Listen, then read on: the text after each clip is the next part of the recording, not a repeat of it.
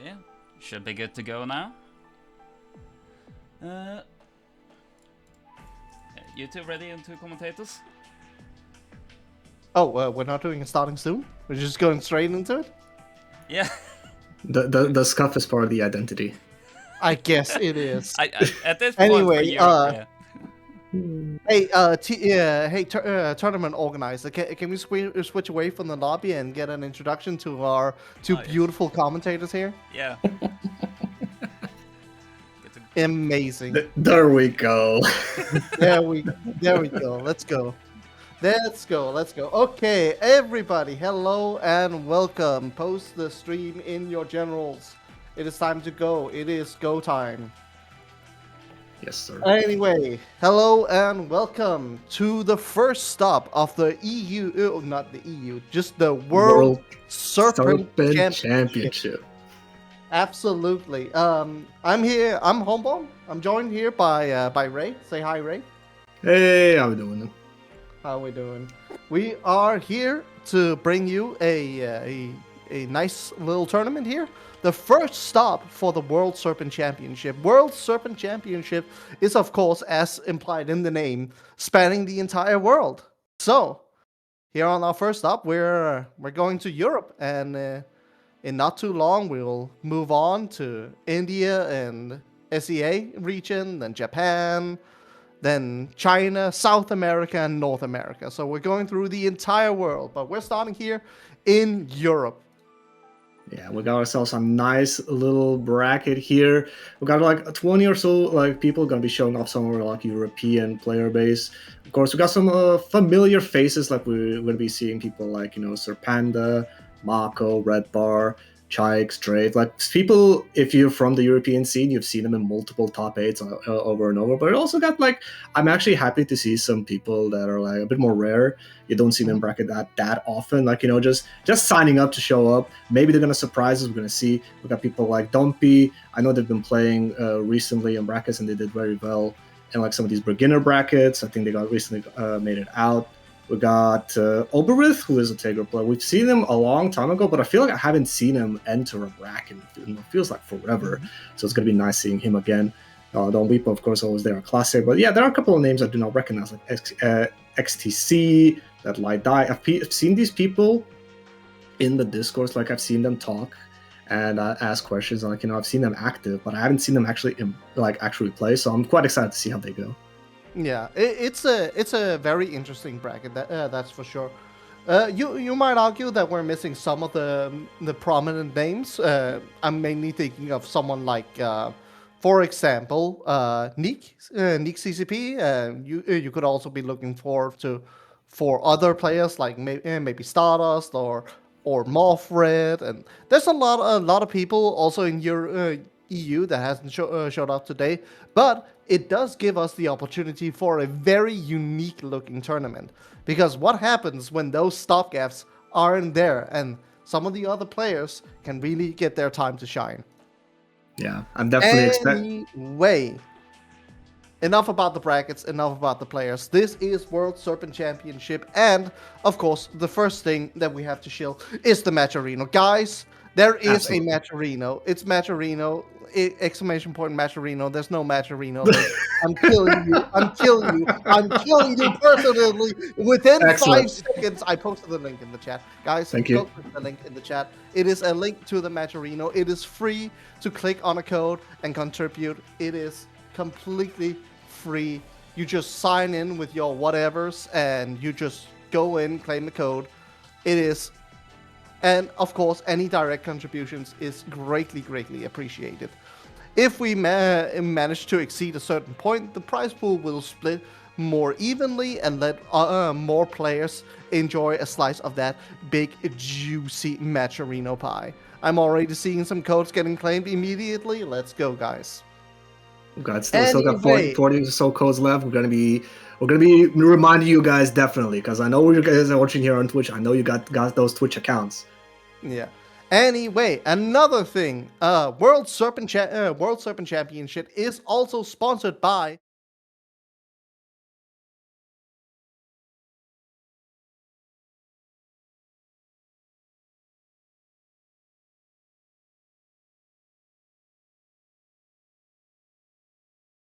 kinds of stuff. It's I apologize. it's very, very I nice. forgot to turn on sound for that very slide. You're not surviving today. I'm just letting you know that now. I am not, I know. How dare you interrupt my shilling? Anyway, as I was saying, Titan Books, proud sponsor of World Serpent Championship, been a sponsor since basically day one from what I remember. They just hit their sixth year at the same time as World Serpent Championship hit their fifth year.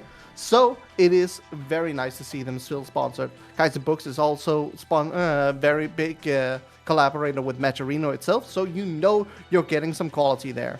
So if you ever need some anime or manga or light novel kind of stuff, some good isekai books, go on there to Titan Books and enjoy yourself a little bit. Anyway, enough shilling. It is time to get going, and we're looking forward to our first match. And I have no idea what the first match is going to be. Ray, what do you think the first match is going to be? Well, I already see the bracket got reshuffled a little bit because of all the buys that we had from the check-ins, but I'm gonna guess it is Mahoro in the bracket. So I would assume it probably might be Sigma or Kazel. That would be my guess. That would be a Susanoo up against a complete unknown for me, which would be pretty interesting to see. But yeah, looking outside of that, maybe Joken Laharo. Joken has been grinding this game a lot lately. He, I think, started earlier this year. I think the first time. No, sorry, that might be incorrect. I think late last year. I saw him joining the beginner tournaments and whatnot, grinding the game a lot, and actually met him at Outplayed earlier this year. So actually pulling up to offlines, gotta put respect on that. So yeah, maybe we'll not be able to see him. He's been pushing a lot of trying to improve his Tsubaki, has a Noel on the side. We'll see. Nice. Tsubaki is a really, really good character to have in your back pocket. Not only just because Tsubaki is she's standard most of the time, but she has enough unknown factor where it's like, well, you know how most characters play, but Tsubaki has a few here and there that you might not be sure. She is insanely consistent in her damage output, especially if you happen to accidentally give her a blue beat. But, beyond that, it's she does have a couple of surprise gotchas, especially if you let her stock up. You need to know the counterplay to her TP, because if you don't, all of a sudden they have a very belligerent reversal option. You just kind of have to hold it. Yeah, if you're not ready for the DP being a projectile. No block stun on that too. I was like, wait, what? Yeah. Also, just some other stuff. You might know what frame advantage hammer is, but what about empowered hammer? What about that one?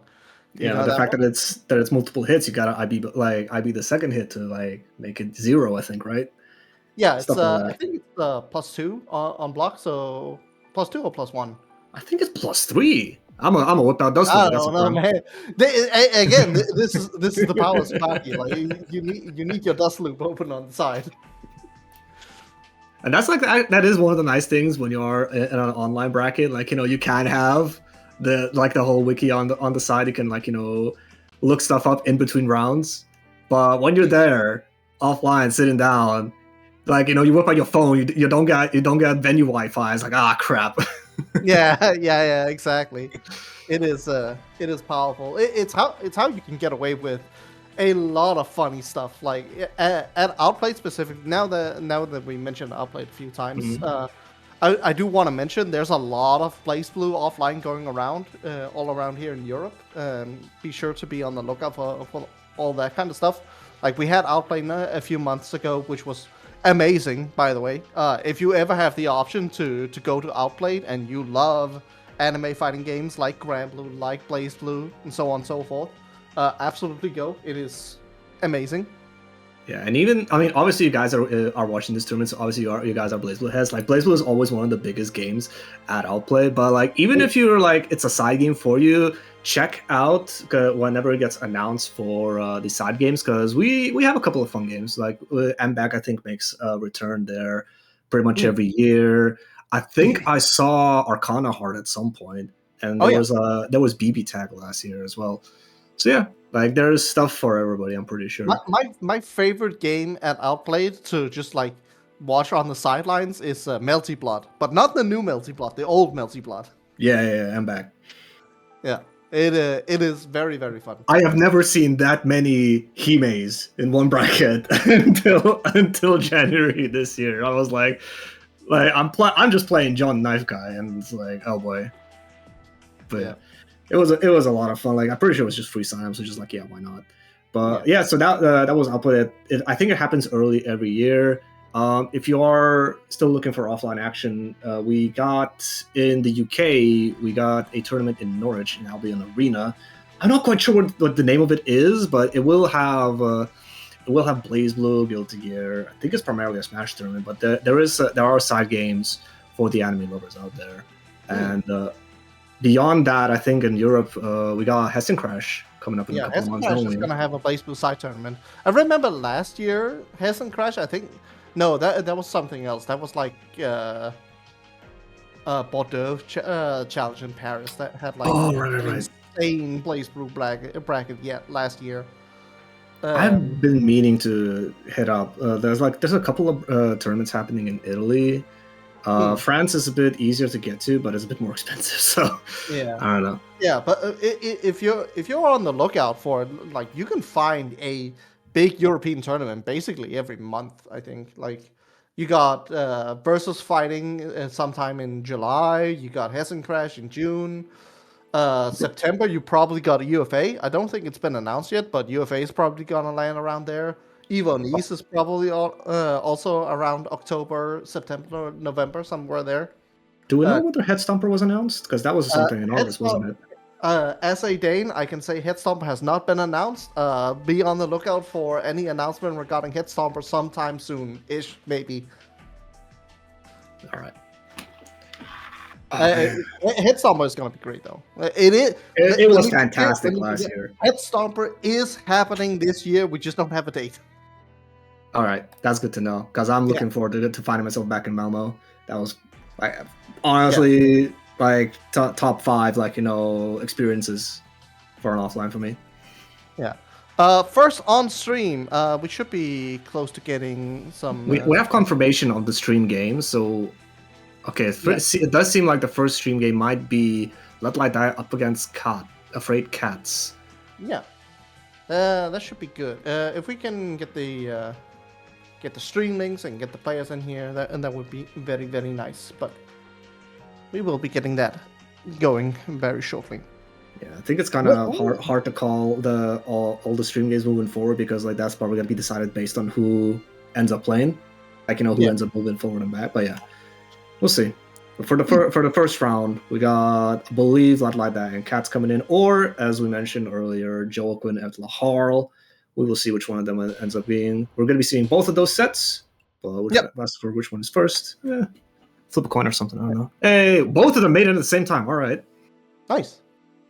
Yeah. Let's get going. Let's get some Blaze Blue going. Hell yeah.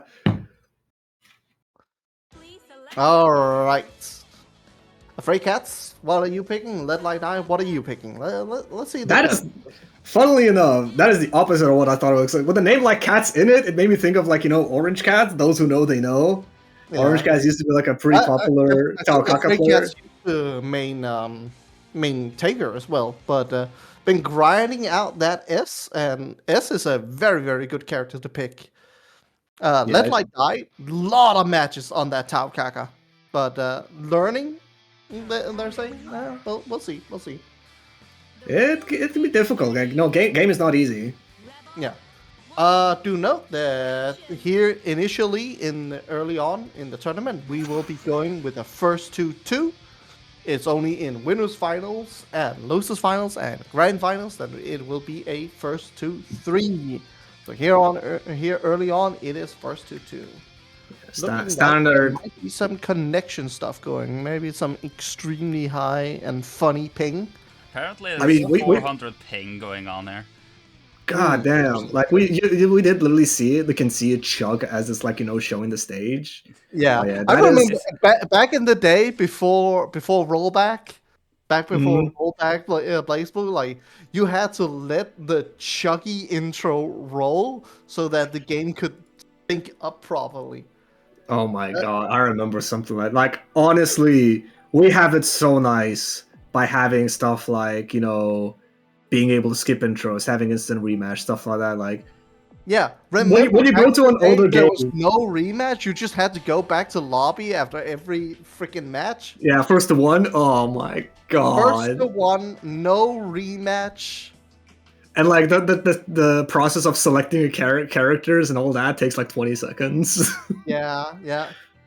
Oh You had to man. let it load in. Once you load it in, you had to let the intro for Alter play entirely because Alter and Coliseum were the only stages you could pick. Was training stage, like lessons, not one of them? I'm surprised. No. It was Coliseum and Alter. Yeah, I remember like back in the day, like if you would look at Twitch or maybe it was like some upload channel, you would just see Alter in every thumbnail. Oh yeah. Part of that actually hasn't died down. Alter is a 6th stage, but yeah, it's like it used to be like the only stage for a I while. purposefully, whenever I play online, I don't pick Alter or Coliseum if I can avoid it. I'm tired of those stages. I've been playing this game since Continuum Shift, man. I've been there. I mean, funnily enough, BlazBlue was how I started fighting games, but it was actually BlazBlue Calamity Trigger on the PSP. I did not play online. I just played like the story mode and arcade modes. Yeah. And like I think that was the first game that taught me how to do emotion. I was like, it was one of those things that like I did it and it just clicked. It's like, oh. You want to know how old I am? I learned how to do motions on the Game Boy playing Super Street Fighter 2 Turbo Revival. Funny part is, like, there's like 50 versions of SF2. I did not know when that one came out. No, there's one on Game Boy, and it sure is a game. There's no mediums. There's only light and heavies. I mean, yeah, if you play SNK games, that's all part of the course, isn't it? Yeah, but Street Fighter has light, mediums, and heavies. They just removed all the mediums. You can't press medium. Look, man, the GameCube controller doesn't have that many buttons, I think. No Game Boy. Oh, handheld, man. Oh god. Oh, that okay, but it wasn't the 3DS version with 3DS was like Street Fighter. No. This was like 25 years ago, man. Jesus Christ. All right, we're switching out the players here. We're going with Draken and Lahal. Draken obviously gonna go with that Tsubaki Yayoi, and Lahal hovering Valkenheim. Well, you say hovering, that's already locked in, and it is up to Joken to see if he wants to go with the Tsubaki. Like obviously a very consistent character, might be able to rep and contest the airspace with stuff like JA and whatnot. I think, yeah, I like Tsubaki. She has a lot of tools that make neutral a little more annoying for Valkenheim. Stuff like the orb, 5B is a huge button. She's got decent enough jabs. And it can be annoying to contest her as well because she has whiff cancels on pretty much all of her B, and I think some of her all of her C buttons as well. So as Valkenheim, you may want to try whiff punish in wolf mode, and then it's you just run into the second button. Wow, that's a really early overdrive, but very good pick there. One big thing about overdrives is that you use them to go through overheads, and if you're not ready for it, they can really mess up your inputs. I'll get another opening here. Yeah, and of course, Valkenheim, no trouble opening anybody up. He has a nice little wolf cannon anti-air, but that wolf cage is looking dangerously low. Yeah, he's gonna have to block for a little bit. Even now that he's got a little bit of a potential here, the wolf cage is not looking that big. Rapid cancel that DP, very nice. Yeah. Managed to reverse the situation again and again. Joken just finds himself in a bad spot. He's gonna see the DP. No, it's gonna be the wolf mode instant overhead.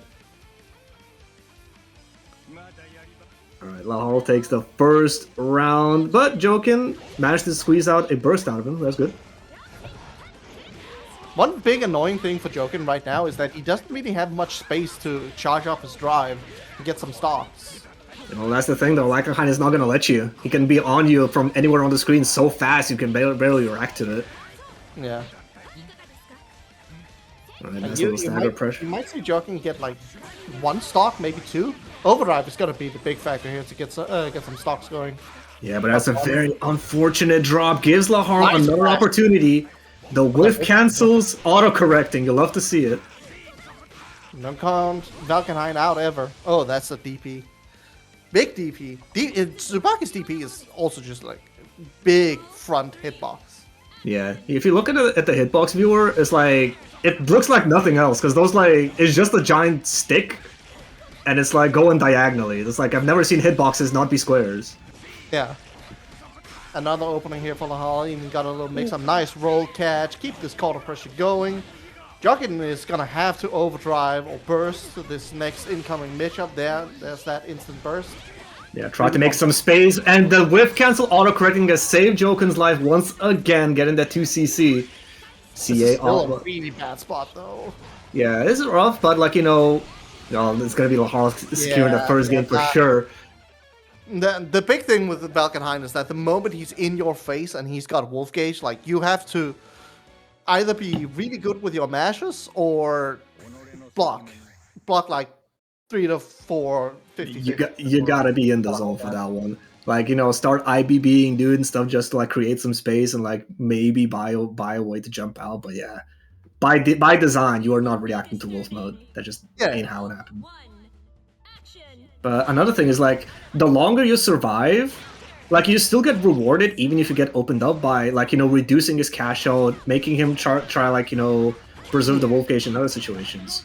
But like here, Jokin has gotten hit a few times, but Lahal is out of Wolf mode. Even if he gets a good hit right now, he's gonna be a while before he gets any decent like situation. Yeah, but with that 50 meter though, it's not like he's out of the question. Nice little command grab, getting those stocks finally. Yeah, nice 2 stocks. Instantly represents it. Yeah, absolutely. I mean, you got to show. For sure, especially this is a first to 2. Like you already could be looking at the lights of match point for the opponent. Yeah, this is absolutely a kill too. But yeah, match point for Lahal. Both players have their overdrives to work with, so that's at least nice. But Jokin's got a heal. For sure. Tries to use that 5B like you mentioned, but that wolf mode wolf punish, man, it's tight. Yeah. Good TP at least. Tries to make something happen with this. We can see Jokin is being a little bit desperate here for any good hit. There's that counter hit air move there, and that's not gonna be quite enough. Jokin is trying to make anything happen. Nice TP out of the situation, but 3C on the other side, alright. Yeah, we're pressing buttons. Oh, nice little whiff punish on the wolf cannon. Landed right in front of his face. Got nice tech. Really just pressing buttons, trying to put out a hitbox out there, make something happen. Yeah, 5B, just trying. Neutral skin. Meanwhile, Lahal is just perfectly happy, like riding this. Oh my god, the fireball stayed out! What do you mean? What I really want to see Jokin use is like use the banana super just to create space. Like give yourself an opening. There we go. Hey, I think he heard you. Yeah. Alright, orbs out, finally can charge. Yeah. Nice. And with the stocks, it should be a quick and easy route to a kill here. Alright, very well. Yeah, very well done by Jokin staying alive. That was almost like 4 straight rounds. Yeah. Dive kick tries to make something happen. One big thing about Valkenheim, once he's in that wolf form, he cannot block. And a character like Tsubaki Yayoi, she has a lot of really fast moving attacks. So you can absolutely try to snipe the Valkenheim player for staying in wolf form. Yeah, he's also a little bit wider, but he is extremely mobile still. Bad spot once again. Untransform. Okay. Cancel. But with the cancel, it's not your turn. Jokin making the best. Another easy 3K. That was a safe jab. Nice. Oh, but too slow on the punish. But it's fine. It is completely fine. Jokin managed to get on the board. Let's go. Yeah, I wonder if he's like picking up some of the peculiarities about the Valkenheim matchup, because I saw stuff like Wolf Cannons finally starting to be punished because they are punishable on block. But like it's one of those things also you need to be ready to punish it because like I mentioned, like in Wolf mode, Valkenheim is a bit wider, so when you hit him, he goes back to human form and he's all of a sudden shorter. So that can mess up your punishes sometimes, where like you start the punish as normal and then like your 6A whiffs or something. Yeah, it's a huge factor on some characters like Azrael. Azrael 5BB on Wolf form Valkenheim is cursed. There are certain characters with that guy you just instantly go into specials because like I don't know if this is gonna reach or not. Yeah. Seems as though as Lahal really locked in, didn't like losing that game, so we're just going max out. We're just doing our best to keep our opponent in the corner, snipe out their options. We know they're not too familiar with Valkenheim, so let's just keep it simple and kill them as fast as possible. Stuck at the corner for an eternity. Yeah. You saw like a very good mix-up of options from Lahal. Like show the Wolfberg overhead, that's the infamous thing that Valkenheim has. Then went low immediately right after and was ready to snipe the jump out. Oh, what a dive kick! Absolutely, let's just dive. What Joaquin can do, still not a lot of stocks. What are we looking for? He tries to snipe something with 2B. Gets a nice throw. Forces out the burst out of Lahal. I don't know if I agree with that one. That was a throw combo. It's got to be a little bit scaled. CA got off from me and meaty after. Nicely done. It is so scary to use counter assault on jump-ins. But because it's just that double jump is always there. Alright, set point for both players. What can we do here? That's a nice way to start a tournament, I would say. Yeah. Nice anti-air. Yeah, good reaction. That is one of those angles that only Valkenheim can represent, with the untransform into the jump, like that arc, and being ready to anti-air that is like one of the big things you need to learn in the matchup. Dive kick. But that dive kick, it keeps catching Lal in wolf form. Yeah, because it's like you're unexpected for it to go from all the way up there in the screen to in front of you, just like that. Yeah. But now, Walkin in a bad spot, needs to look out for the. I was about to say DP, but no, 5B is the real demon. Forward roll into 5B, no less. Yeah, I like that Lahal was clearly trying to bait out the DP. Oh, is this death? Yeah, this is death. Damn, nice optimization. Knew the Actiful was going to be there to boost the damage at the very end, and Lahal, with nice little optimization, takes out Jokin on winner's side, but it's not going to be the end for Jokin. We might be able to see him a bit later. So has another shot on loser's side. We'll see how that one goes for him. But yeah, we can see the bracket is moving quite fast, actually. I'm quite happy with it. Lovely to see. There's a few things getting moved around here. Don Whippo lost their first match. That's quite surprising. I mean, it's I know. Yeah, it's I know. But Don Whippo is still pretty strong, man.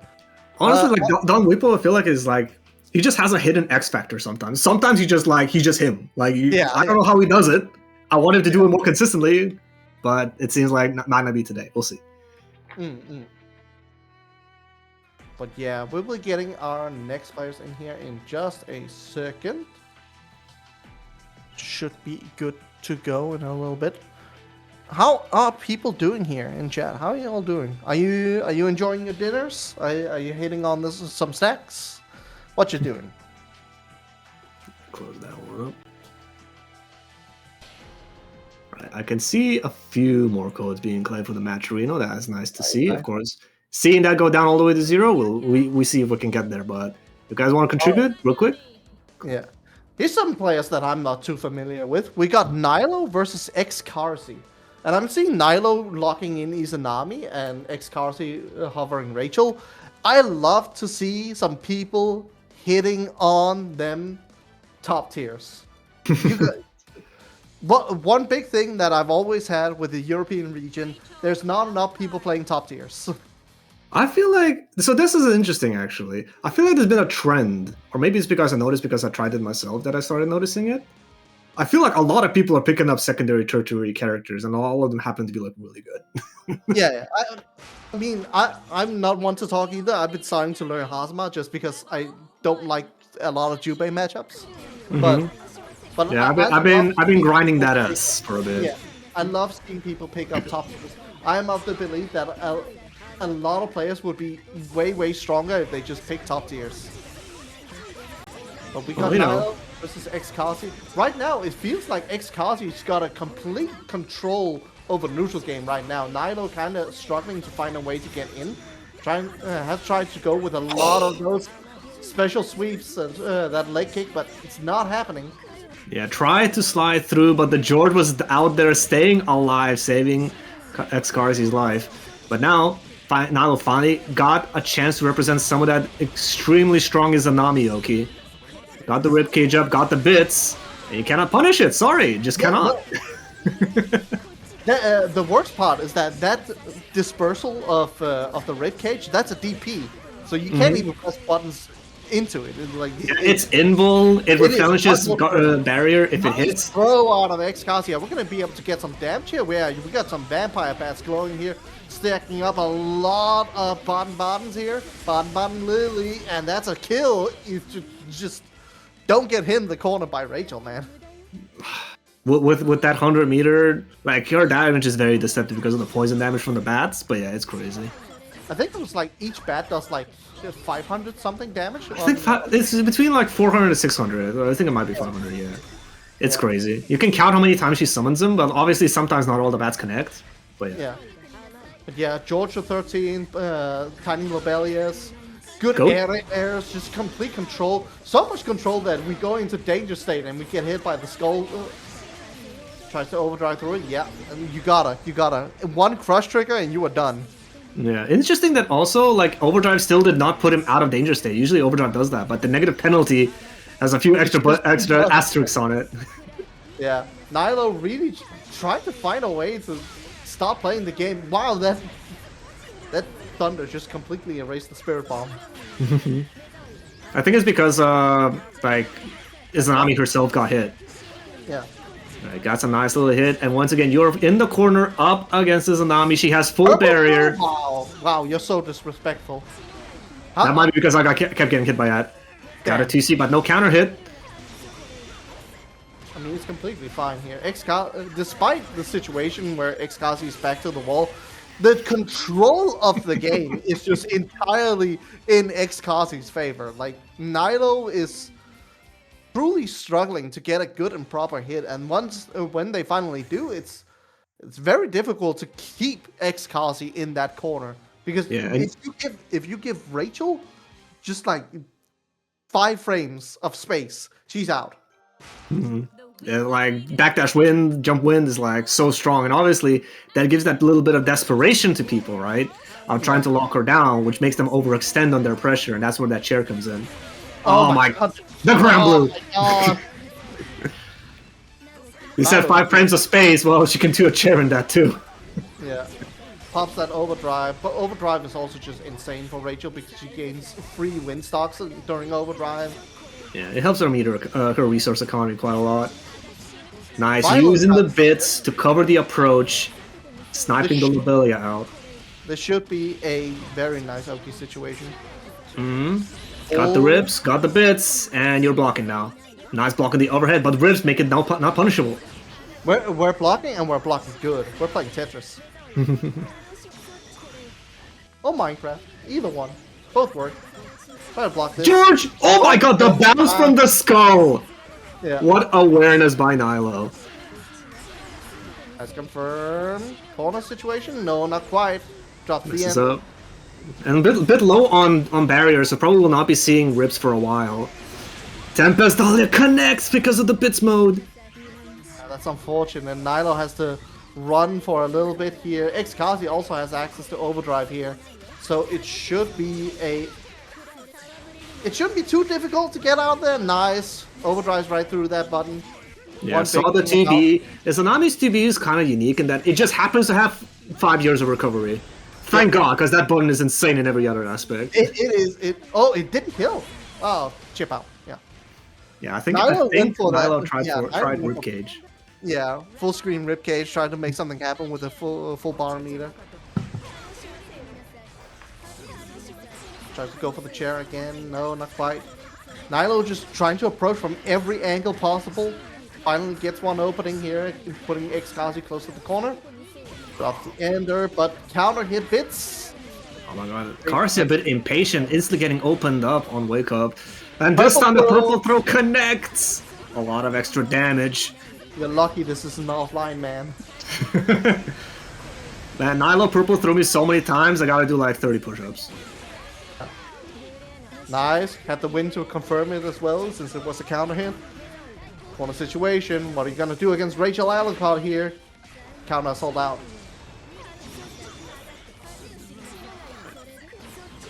Both these characters do have an option to try and attack like relatively safely, like, you know, Nylo with the bits and Carsey with the full screen zoning, but Yeah. Oh my god, you're right on the head. we're seeing a lot more Hail Marys from both players, actually. Yeah, but both players are feeling some sort of frustration, definitely. I can definitely feel it on Nylo's side. This is set point after all, and getting peppered with these buttons is so annoying. Really trying to make something happen, but no. Despite getting the purple throw, xCausey takes it over Nylo. Very well played. So, just pure neutral domination from Rachel. Really showing why. Not only is Rachel good because of her damage, not only is Rachel good because of her mix-up opportunities, like you saw how many times Nylo just had to hold multiple 50-50s because xCausey had wind and you blocked a 5B. But also that just complete neutral control. Like, yeah, like, you know, oh, what is this? My resources are looking kind of tight. Like, you know, maybe I overextended, let me just wind out. And then just stall for time with, like, you know, this wall of labellas that you have to deal with. And you can't even jump over because lightning is a full screen. Like, you know, the pillar is almost full screen. Yeah. Nice showing by xCausey. Gonna be moving on the bracket to face off against. Let's just confirm that real quick. We don't. Oh, against Mako later on in the bracket, but we're not gonna be able to see that one. Oh, we're gonna have a haymaker fight right now? Are we gonna get one of the strong ones? Panda and Void. Ooh, Void, let's go. Winning against Hyaxel. Now, whether that was the Bang Mirror or whether Hyaxel was on the Mai, that is now up for contention. Because it used to be, you see Hyaxel, you know it's Bang. You see Void, you know it's Bang. But, like I said, people have been experimenting with other characters recently. And we're seeing some of it come to fruition on some. So we'll see if it's been consistent for Hyaxel as well. Yeah. But in the meantime, I think we're going to be moving on to Panda and Void, and while we wait for them to pull up, that gives us a moment to shout out once again one of our sponsors. We got Kite10 Books, of course, helping us out, sponsoring the World Serpent Championship every time we have been here. They've been massive help every single year. And if you guys are interested in some manga or anime, feel free to hit them up. !Kite10. We'll give you the link to check it out if you want to. Shout outs again to Kite10 Books for keeping the lights on. Yeah, absolutely. Also, make sure to check out the Matcherino. Link is also in the chat. There's a bunch of free codes that you can claim to support our players. We'll take a nice chunk of money with them, and that chunk of money can only be bigger if you claim that code. So go in there, click on the link, log in with your whichever. Honestly, you can log in with so many different things. It is. Didn't they say that every time I go on Matcherino and I click that claim code button and it says, "Oh, you gotta log in," and I click that login, I feel like it gets bigger and bigger every single time. Like, oh, initially it was just like, "Oh, you can log in with Twitch, YouTube, and Twitter." Back when it was Twitter, now it has like 18 different options, and it is. Yeah, isn't one of them like a Roblox account or something? Yeah. I heard something crazy like that. Yeah, it's crazy. It's crazy. What is this Supercell? That's probably one. Either way, let's get into the match. Void Zero with the bang up against Serpent, one of the favorites to take all of it with the Aurelius as always. Yeah. Void Zero is a very strong bang player. I played so many sets against him offline. Very fun player to fight. Serpent, might be, probably is the strongest European player, at least was for a little bit. Lately, there's been some upsets in the power rankings, so I'm not sure if Serpent is up there anymore. I mean, Ignis has definitely thrown a giant wrench into the works, like, repping that massive Aracune. Ignis has also been working on a Carl recently, so we'll see how that one goes. But honestly, I think recently we also had DLC coming back. Yeah, Like, he has been showing up again. Strong player Ignis. Panda is still strong. Neek CCP is also still very strong. But there's been some upsets in the power rankings, that's for sure. Yeah, let's see. Getting hit by the 5C, but not too much of a conversion. Oh, the 6B RC, but no conversion on the side of boy. These drops might be very costly as Panda going to be sitting into the corner. What kind of Oki situation I'm going to have just puts on a lot of pressure. Tries to create some few mix-ups there. That rising overhead into another reset overhead. Very, very nice. Purple throw. Those nails ruining his prospects. Lots of life gauge. Are we going to see an Astral? Yes, we are. It's game one! Put them in the machine. I mean, Astral is optimal. For a surprising amount of characters, actually. Yep. Game one, going to Sir Panda in a... I don't want to say dominating, but man, it feels a little one-sided right now. I'm sure Void Zero just needs to warm up, and we'll start seeing some different stuff here. Yeah, for sure. Because, like, he was definitely getting the hits. He even invested meter into some of those hits, but, like, then he just dropped the pickup. And obviously, Bang's not the easiest character. That is understandable. But, like, if you are here in the bracket, you gotta do what you can do. Like, you gotta understand, okay, maybe I'm not playing too hard right now. Maybe I shouldn't go for the usual stuff I do. Go for something safer. Because, like, you only got 2 lives in bracket. Yeah. I'm seeing a few mistime buttons here and there from Void Zero, so that's definitely also gonna be a little taxing on the mental as well. And playing against a character like Serpentus Relius in particular, it's a tough mental hill already. Nice, complete disassembly on that response there from Sir Panda. Very, very nice. Yeah, and he managed, and like Void, spending that burst is actually a massive cost because Bang is definitely a character that loves his overdrive.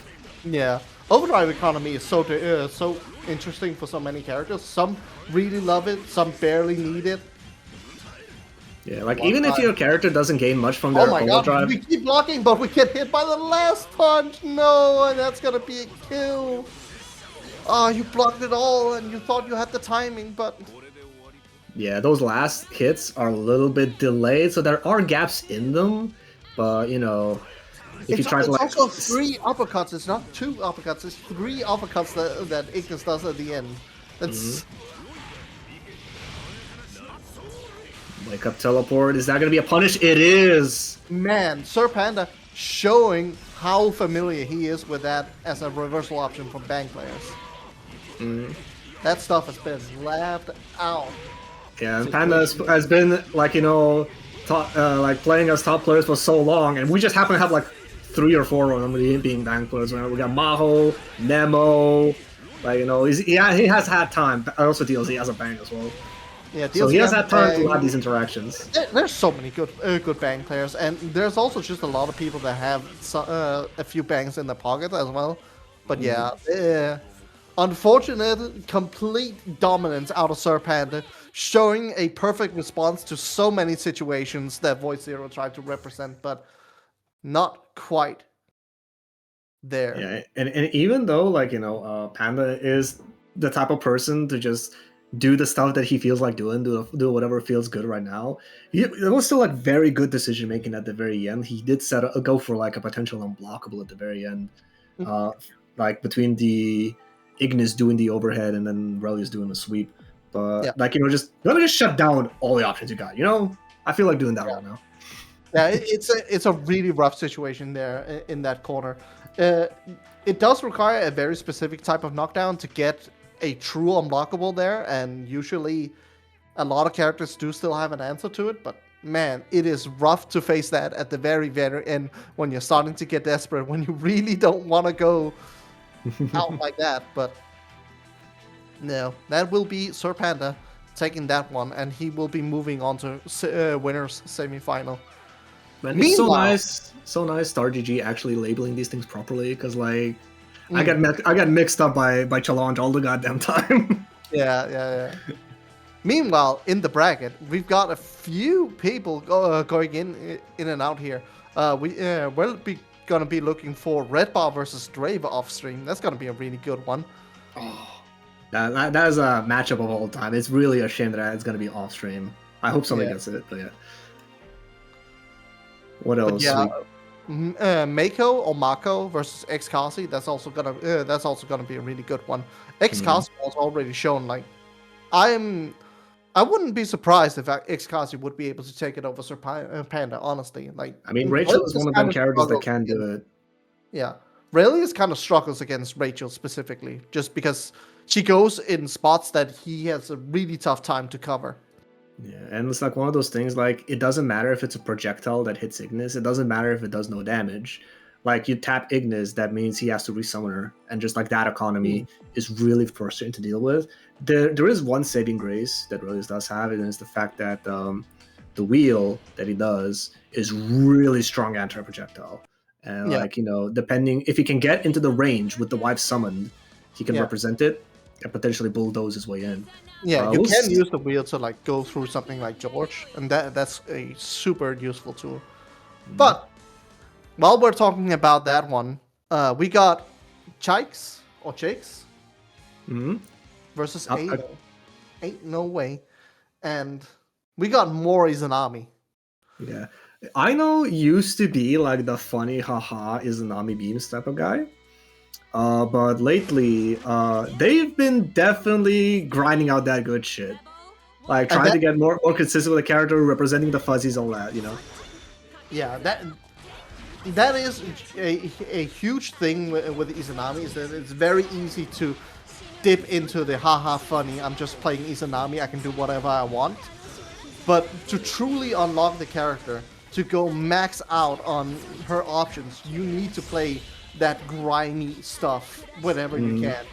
And right now, right now, Chikes really went for a long time just blocking, but it is never time to not block against this character. How dare you try to DP? How dare you?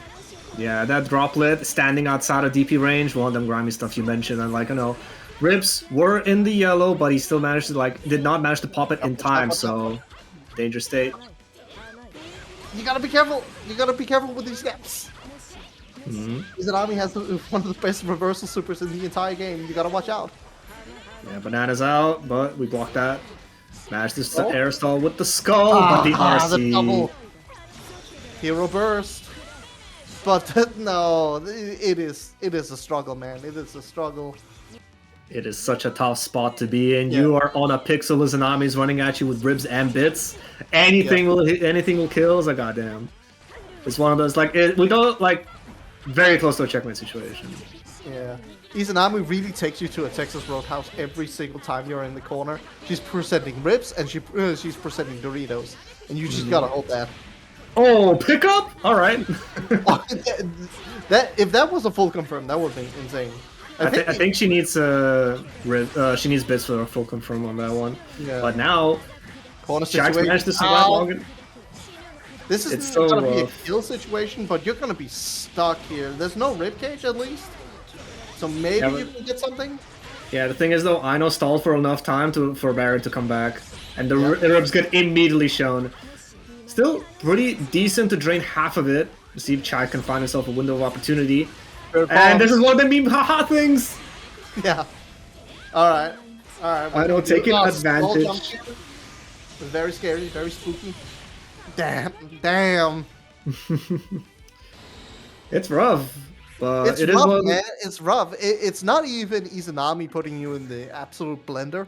It's just Izanami being in spots that are really annoying to contest, throwing out stuff, confirming off random bits here and there. Yeah, like for example, when Aino did that funny, like, yo, let me just charge the fireball up there. They had bits and ribs. It's really tough to contest that. You actually cannot do that much. You need to, like, you know, try and like air throw, but then the bits can like intercept you. So I remember back in the days with the Salty EU when every week you saw top player Star versus top player Nessica. Panda or Matteo or Nessica, and it was just people had to get even more creative on how to beat bits and ribs and bits. Mm-hmm.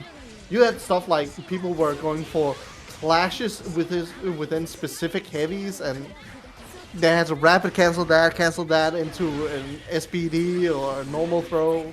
Absolute insane creativity just to get out of a regular corner situation of Izanami.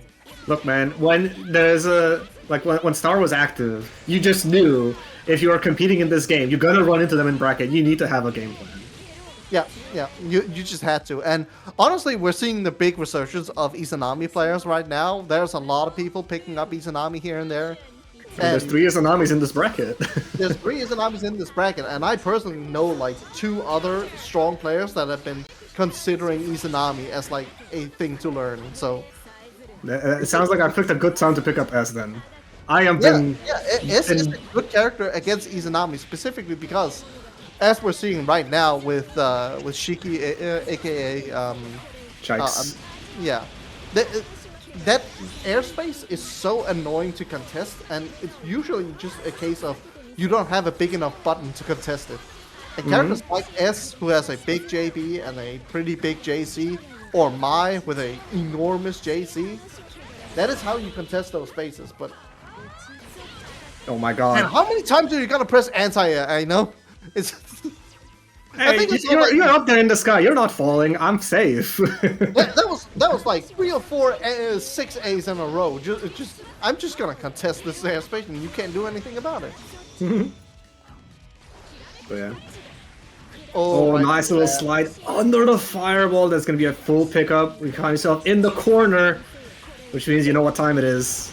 Spirit Bomb hits and rips, and you gotta hold this. Still time to hold this. It's not your turn yet. Here's a command grab. This character. Yeah, they gave her a command grab. Misses the 6B though, and Chikes is gonna capitalize that with a quick overhead reset into a side switch. The command grab is a little difficult to confirm because you need to hit those bits exactly. But the fact that she gets it meterless is. Even if she doesn't get a combo, she refunded barrier. That is huge. But we managed to take a game. Yes, sir. Chikes is one of the stronger players in the bracket. I think I would definitely say they are favored to make it at least the top 4. But you know, I know, like I said, they've been grinding. Yeah, if I know just locks in for a round or 2 and just says, okay, I guess I can't mean too much here. But yeah, when I know got those corner situations, it was entirely on them dropping the pickup or the situation that gave. Well, as the defender, right? You could say it is your job to make those pickups as difficult as possible. Like, obviously you want to get out if you can, but if you do get hit, you at least want to be hit in a weird way. Decent blocks. Not a lot of options to get out. Nice mash there. Oh, the 2B going under the 5B. That is one of the strengths. Like, she has like the absolute most limbo normal in the entire game. Bananas. I've never seen anyone get that low. Goodbye, barrier gauge. Oh my god, the fallen JA. That's a quick confirm side switch into pressure. Oh, are we gonna get all of the barrier gauge back here? Are we gonna be? I think Aino can stall long enough. Yes. Oh my god, this is silly. Command grab. RC for the simple pickup. Yeah. And this is what I mean by, like, you know, when you're playing a bracket, you need to see how you're playing that day. Like, even if you know the exact pickup for meterless, like, oh no! Ola farm! I'm not gonna press anything on your wake up. You're just gonna have to stare at me. Do you know what the Deathloop description for Ribs is? I don't know. It's my time. It's made out of the tears of your enemies.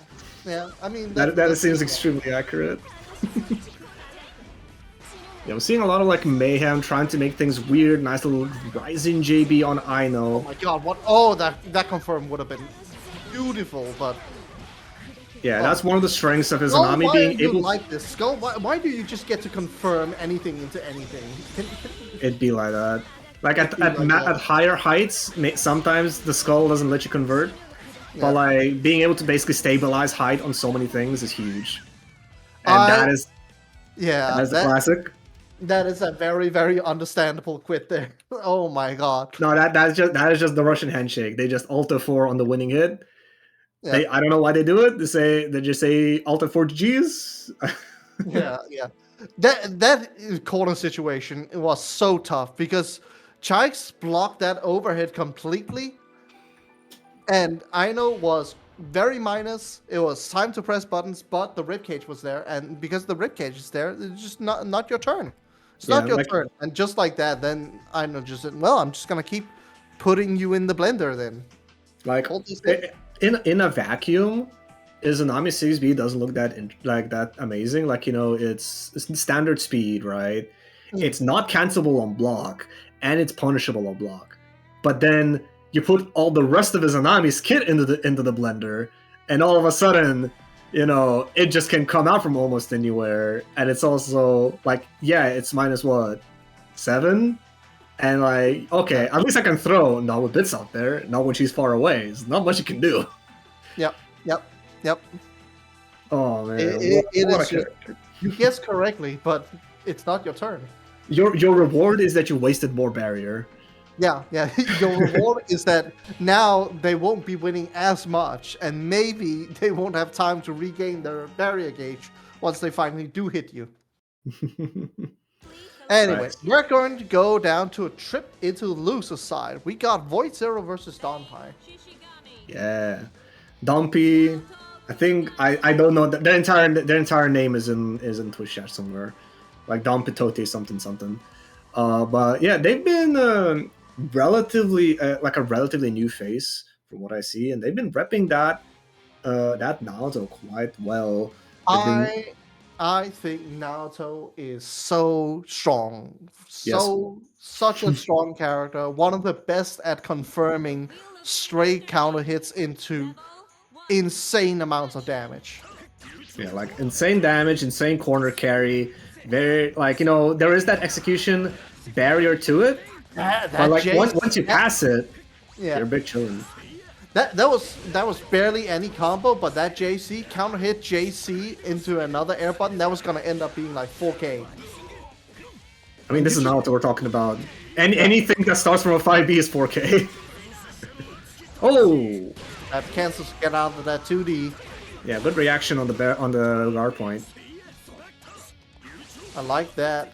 Donpai is just staying out of the ground.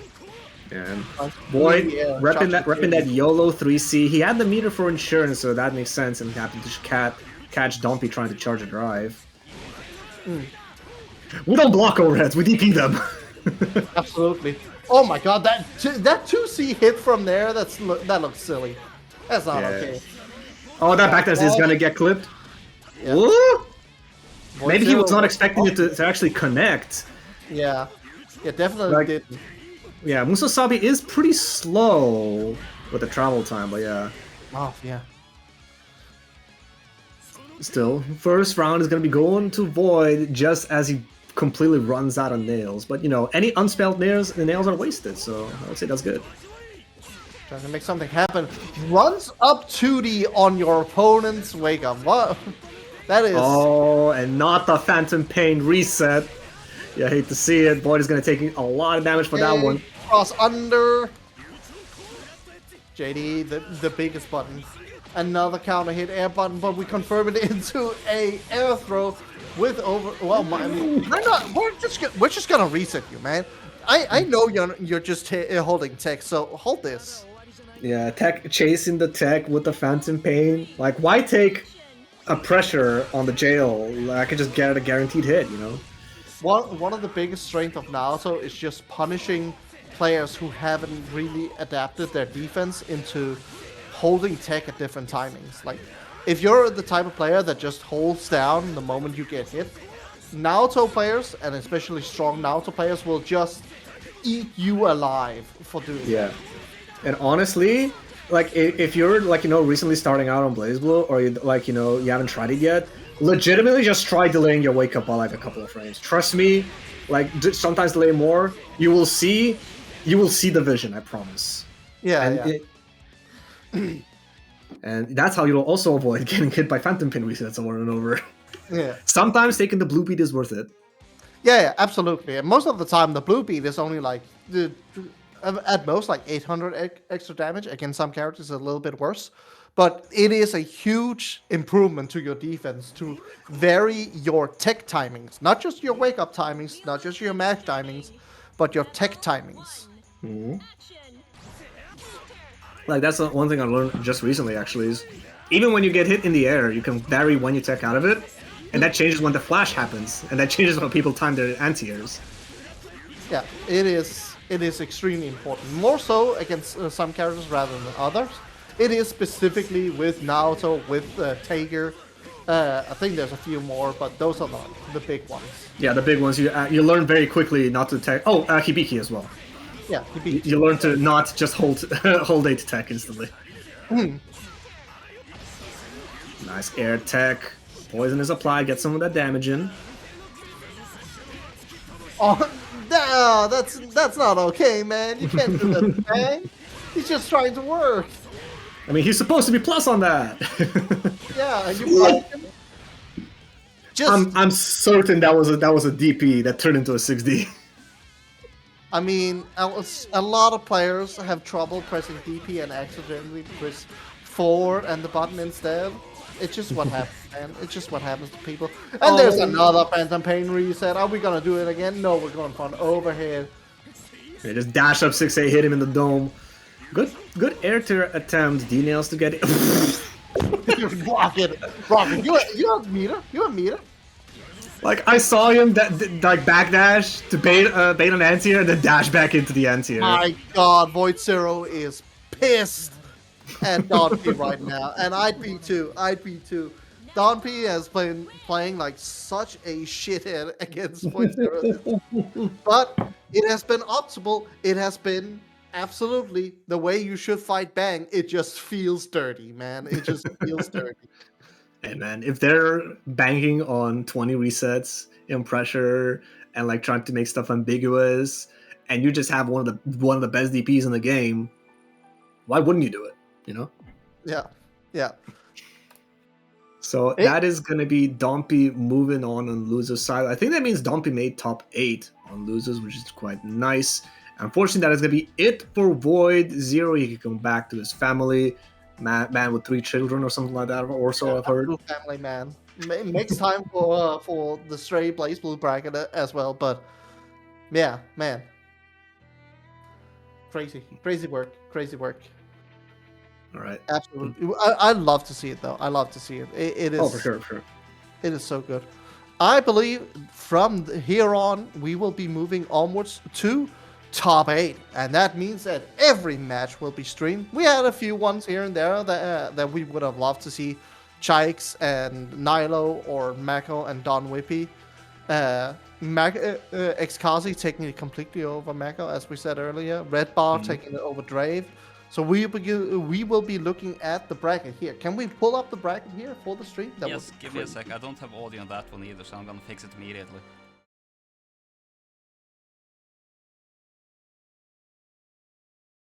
Yeah, that's top 8. We are still waiting on 2 matches to get the full top 8 figured out. We have like the majority of it done. Yeah, but we have time to go into Serpent versus Xkazi. The players are already jumping into it right here and there. So Xkazi, of course, on the Rachel Allen card, and Serpent obviously on the Relius. We are still in a first to 2. As this is not a finals yet. Yes, it is not winners finals. It is not losers finals. So first to 2. And now, I think that Serpanda could absolutely take this just by the privilege of being Serpanda. But I also know that Serpanda has mentioned on multiple times that the Rachel matchup is suffering. It is painful, and it is extremely painful for Relius in particular. And as I mentioned earlier, it's not just because Rachel plays in ranges that are really difficult. It's also that Rachel doesn't have to be as on point with her instant overhits against Relius. Do you know Yeah, why? his blocking animation is the tallest one in the game for some reason. Even taller than Tager, I'm pretty sure. Yes, and it allows Rachel to actually be sloppy with her instant overhits, but it doesn't matter because they will still hit even if you do it slightly late. Yeah. Oh, try to catch the landing with the 2-1-4C or by buying some plus frames, but that purple is going to be teched. Yep. The wife kills the frog. Alright. Big throw. Baits the burst, but no, nothing on the side of Carsey. Gets the BSL, but unfortunately that means... Yeah, that is going to be a dead wife, so he's going to have to spend some meter. Goes for a purple. Oh, it's the setup. Yeah. This is something that Serpent will usually do if the wife is dead. Normal jump once, save your air dash, and then hit them with the fidget spinner once they tech out. Like, he doesn't even care if you tech the purple or not, because it's all about stalling for time. And actually, like, the throw is so slow to tech that it, like, you know, it's optimal, honestly. Yeah. I mean, you can take it fast, but you don't want to be like insta mashing tech, because then you open yourself up to TRMs. You want to be reacting. Yeah. Oh, and now I got flanked by a little bit too many of Rachel's attacks here. Corner situation will be tough. Yeah, and this is like we mentioned, like, you know, just not taking that blue beat, lets him tech out completely. Yeah, makes it a weird tech out situation, one that XKazi isn't too familiar with, because those are so hard to lab out. Watch out for the George. Here come that boy. The Panda is just waiting for the wife gauge to start regenerating. Finally got that space for it, but gets sniped by the lightning bolts, and there's an instant overhead, forces out the burst right there. Tries to make something play here, but no. Ooh, that is smart. Uses the command grab to actually tank all the hits of Lobelia, of the Tempest Dahlia. Very nice. Game 1 going to Sir Panda. We definitely see the struggle spots that Sir Panda has with Rachel. Like, the defense is clearly super tough because Panda is getting opened up a lot. The full screen situation is also very annoying and difficult. Having to use the wife as a meat shield, which really hampers your way to play neutral as well. But yeah, it's expensive, but you know, we take what you can get. Ooh, the 2D, and like we mentioned, like already, wife is like almost down. Yeah, absolutely, and that is the big struggle bus of this matchup for Relius. Finally finds a good hit. Here we go. This is what Sir Panda loves to see. Yeah, now Carsey's showing that blue beat. And Tech Wind. What a strong... Like, you know, Rachel has so many unique wake-up options thanks to Wind that it's very difficult to, like, nail down sometimes. Yeah. Tries to dodge the lightning, but no, he's not Lightspeed. Alright. Buys some space, but finds himself cornered. Nice little wheel. 100 meter, we could make something happen with this. The wife is on the other side, so... To be fair, Panda does not need to take many risks at all, especially now that he's this far ahead. Down the neutral lady. Block forever. Thank you, dear. Thank you, dear. Your chair doesn't matter. Nice chair. Yeah, nothing will stop Ignis once she gets going. Not even time itself, because if you pop overdrive, she actually keeps moving. I wonder if Panda's going to show that tech off. It's not very ethical in this match. No, it's just funny. But yeah, Ignis crazy. Ignis crazy with it. All the situation here immediately for XKazi. Very, very hungry to keep this going. And we're seeing a few developments already here from XKazi, changing their combo and their structure a little bit to catch out Sir Panda trying to make that weird blue tech situation. And right there, the instant read on that.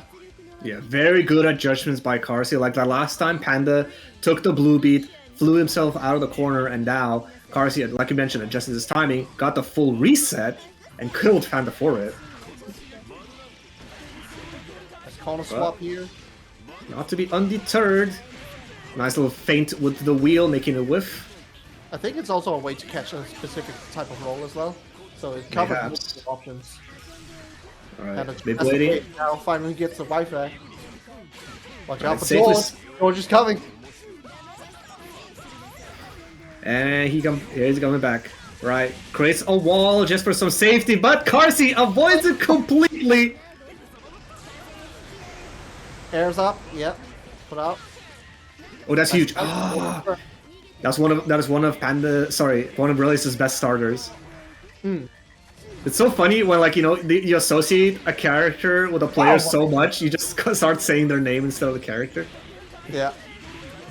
Finally, Serpent finds the opening that he was been looking for this entire round, and just like that, he's able to take it over Xcarzy. Swift 2-0, but that was close. That was you say Swift. That was a lot of work in there, for sure. Yeah. And yeah, Panda showing why he is definitely one of the favorites to take the whole thing, but it's gonna be sending Carsey down to loser's side, where he's gonna be facing off against the winner between, now that we have our full top 8, between Mako or Dompi. But before we're gonna get to that, we're gonna get our next winner's side match between Red Bar and Ino. Now Red Bar, that is I love seeing Red Bar play, but goddamn, I don't see him enough. Yeah, he's not entering that much. Yeah, Red Bar is super strong though. Like in terms of people that's been sticking to this game, Red Bar is absolutely up there. He's been playing this game for years now. For sure, like multiple characters, like, obviously mostly known for his Naoto, but like I was surprised when I asked him to, like, if he could give me some tips on like Izanami or something like that, and he just has an Izanami. Like, wait, why is he killing me with it? He just has so many characters out of nowhere you just wouldn't expect. But that's just what happens when you play this game for so long. It's one of those where to learn how to lab against a character like Izanami, you basically have to learn her. Yeah. Because you need to program the dummy to do the setup. So if you learn how to do the setup, then you kind of have an Izanami, Well, let's see how that knowledge is going to come into play, as it's now Naoto versus Izanami on Ino and Red Bar. And I know... I personally know that Izanami players complain about Naoto a lot. And it's probably because of two things: Phantom Pain and his DP. Yeah, the DP going very, very high up in the air, it makes Naoto able to catch Izanami in those spots where she usually likes to be in, where other characters struggle to hit her. Like, one thing we mentioned with, like, S and Mai and Natsume being able to hit her in these spots that Ino is playing in right now. But Naoto is able to go up there and hit you out of it, either with JD or with a big DP button. Nice block there. Nice. And there's another thing, is that, like, the DP, especially the enhanced one, is so many hits, it just shreds Ribcage if he ever finds an opportunity to do it. 5 hits, and especially if you're in the air and you're getting hit with the DP, those few hits are just gonna air unblockable you. Big combo. Alright, nice little hit for Red. Are we gonna see a reset? Tries to go for it. Yeah, just observes the wake up options. Tries to bait a burst that is not there. CT guard break. Absolutely. Yes, sir. But yeah, we're already seeing Ino showing off that, hey, I know how to play against Naoto. You're not gonna get me with those Phantom Pain resets. I'm not thinking immediately. Yeah, and it's like one of those things, like, Red Bar, like, he didn't do anything behind that 5D. He was just scouting for data. A nice little throw on that ribs. And get a side switch. I know we'll have burst available though. Gotta do here to get out of this corner situation though. Oh my god, Stagger tried to go with the 2P probably out of that, but Red Bar hitting with the dodge there. Nice to snipe him as well. Again, what we mentioned. What? Just full sends the wrecker as he noticed Ino is in the air. Drops the combo, but next hit is absolutely just gonna kill. Yeah, there it is. Nice patience. Good confirm. An active flow securing the kill. Red Bar taking the first game over Ino. Yeah. Ino really struggling to just get a good neutral situation going. Like, Red Bar has already shown, like, I know what you're trying to do in these situations. I'm either blocking it or I'm answering it. And that creates a spot where Ino has to figure out something unorthodox, because the regular stuff isn't working right now. And that's honestly one of the curses of playing, like, such a strong one player character, right? You get to coast so far by just running your game plan. It takes a while before you get people that are strong enough to challenge, and all of a sudden now you need to make adjustments and realize, wait, how do I actually get around to people that know the answers, that know the counterplay, and they can actually execute it, you know? Yeah, like what we're seeing right now is that Aino has already been using the bits mode in neutral without any backup, and that is extremely scary against Naoto specifically, because he can just go through whatever you're doing, and he's gonna catch you. But, you know, sometimes you gotta do it. Like, sometimes you use the bits to cover your approach, sometimes you do it to stave off. Like, you know, you just being in bits mode prevents the... what is going on? The JC whiffed because of the 2D low profile. What? Danger state here. Next hit is gonna kill. Red bar hungry, looking for blood. Yeah, he's that danger state is very... Negative warning, but the RC on the slot is gonna give Aino the hit. They're gonna be lasting long enough for Barry to come back. Not quite. Actually, if they had overdrive, this would be dead. Yeah, they're cashing in. Oh, never mind, he is dead. Yeah. God damn. Both these characters hurt a lot, man. They do damage. Like, you think, okay, Izanami, she has easy ways of getting hits. Surely she's gonna not do that much damage, and then she's breaking 4K. It's like, wait a minute. Yeah. Nice jump cancel, get out of that situation. Just run out the timer, and immediately Aino is in danger state. Tries to make something happen with that big spirit bomb, but their situation. And Naoto with the free guard breaks. Yeah. No meter invested. No.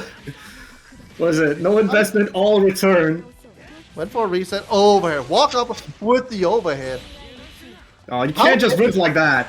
Nah. That's not an option. That's not an option. Even if you're feeling yourself, that's not an option. Yeah, maybe it was one of those things like Aino thought they were in bits mode, so they would be like they would do ribs in your face, trying to bait you to go for a punish or a throw, and then it's like you do orchid or something, you know, on you.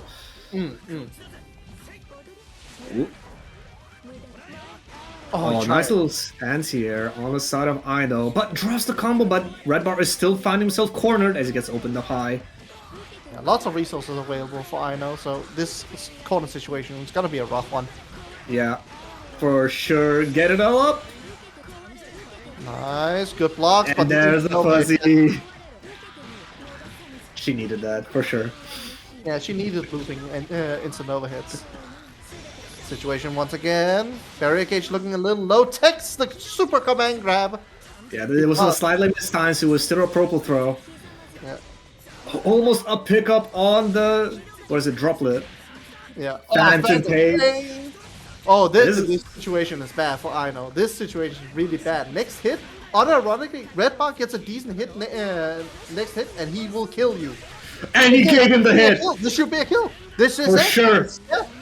1, 2, 3. No! He dropped the dash! No! Oh, that was an easy overdrive, but we're gonna get it here anyway, so it doesn't matter. We got overdrive, we got super, we got Astral on deck, but we're just gonna go for the double super setup. And it's just that easy. Red Bar takes it over Aino, and Aino is going to go down to loser's side and terrorize that bracket instead.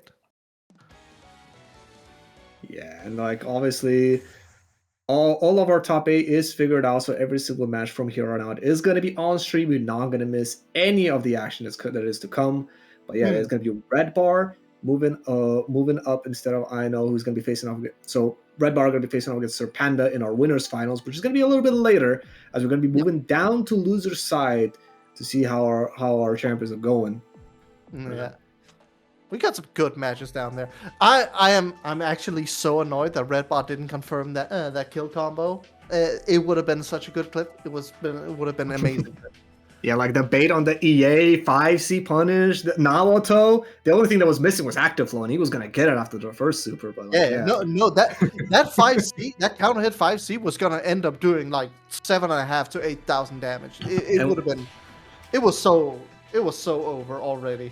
And we've seen Red Bar hit them before. That's the worst part. Oh man, I wanted to see it again. But looks gonna be our first loser side match is gonna be between Mako and Dumpy. Now, obviously, we've seen Dumpy before, cooking with that Naoto. Really frustrating Void. but Mako gonna be on the Kagura, so this is gonna be an interesting matchup. Like, you know, a man with a giant sword, slow buttons, and huge range up against a guy with very fast buttons, very sticky pressure, but not much in the term of range, except for like, you know, very, very, very slow charge drives that you can sort of try representing some of them in neutral, but not the most. Yeah, a big factor is gonna be whether or not Mako can hit the good DP situations. Naoto's pressure is very, very reliant on stacker pressure. And having a fast DP like Kagura's flash kick is going to be a huge factor. We're not going to be seeing any fireballs, though. If you press fireballs on Kagura against Naoto, you die. We might see him on Oki or something, I'm not sure. On Oki, maybe, but in neutral, absolutely not. Yeah, I think we're going to be seeing a lot more JC than fireballs, that is for sure. From both players, honestly. Kagura character you would think would have a better matchup against some characters just because his buttons are that huge. Like we mentioned, big buttons fighting Izanami really well earlier, but Kagura's situation is that his buttons are too slow to fight Izanami well. Yeah, and like his biggest button, JC, right? It hits down. He doesn't have anything that hits up. He has a JA, and that J is really nice to have. But damn, you wish he had some more, you know? Let's see. Let's see what we can do here. I have no idea what that palette is. All right. Mako on the Kagura and Dumpy on the Naoto. Yeah. We just saw. You said there were no fireballs! I mean, he shouldn't. He shouldn't. And honestly, Dumpy probably thought, yeah, he's not going to press any fireballs. I'm just going to... He knows I'm going to do something about it, but... I'm trying to make something happen. Like, we're seeing fireballs, but honestly, they're not doing too much. And I think the moment Dompy just starts figuring out, oh, he doesn't know. See, there he already starts to represent that. This hurts, though. This hurts a lot. Baiting out the DP, and now we're going to see some of that signature Kagura damage. 4.4 meterless, and it could have been a lot worse, too. I mean, Naoto does that, too. Yes, but both these characters kill each other. Yeah. Now it's confirmed here. Easy peasy. And the thing is, though, like, Kagura just kind of does it without effort. Naoto has to put in a little bit of effort. Oh, he's sleeping. He's sleeping on it. Oh my god, he just presses 5C in neutral. Do you not know how many recovery frames that has? You can't It is, yeah, but it's also disjoint as hell. So, you know, if Dumpy's stuck on the ground. Yes. Sways through the six. Okay, you just grab again. Interesting. Yeah, secures guarantee in the corner with that one. Tries to go for a Phantom reset, no bites.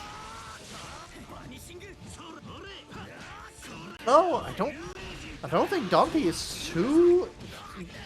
He's not very comfortable in this matchup so far.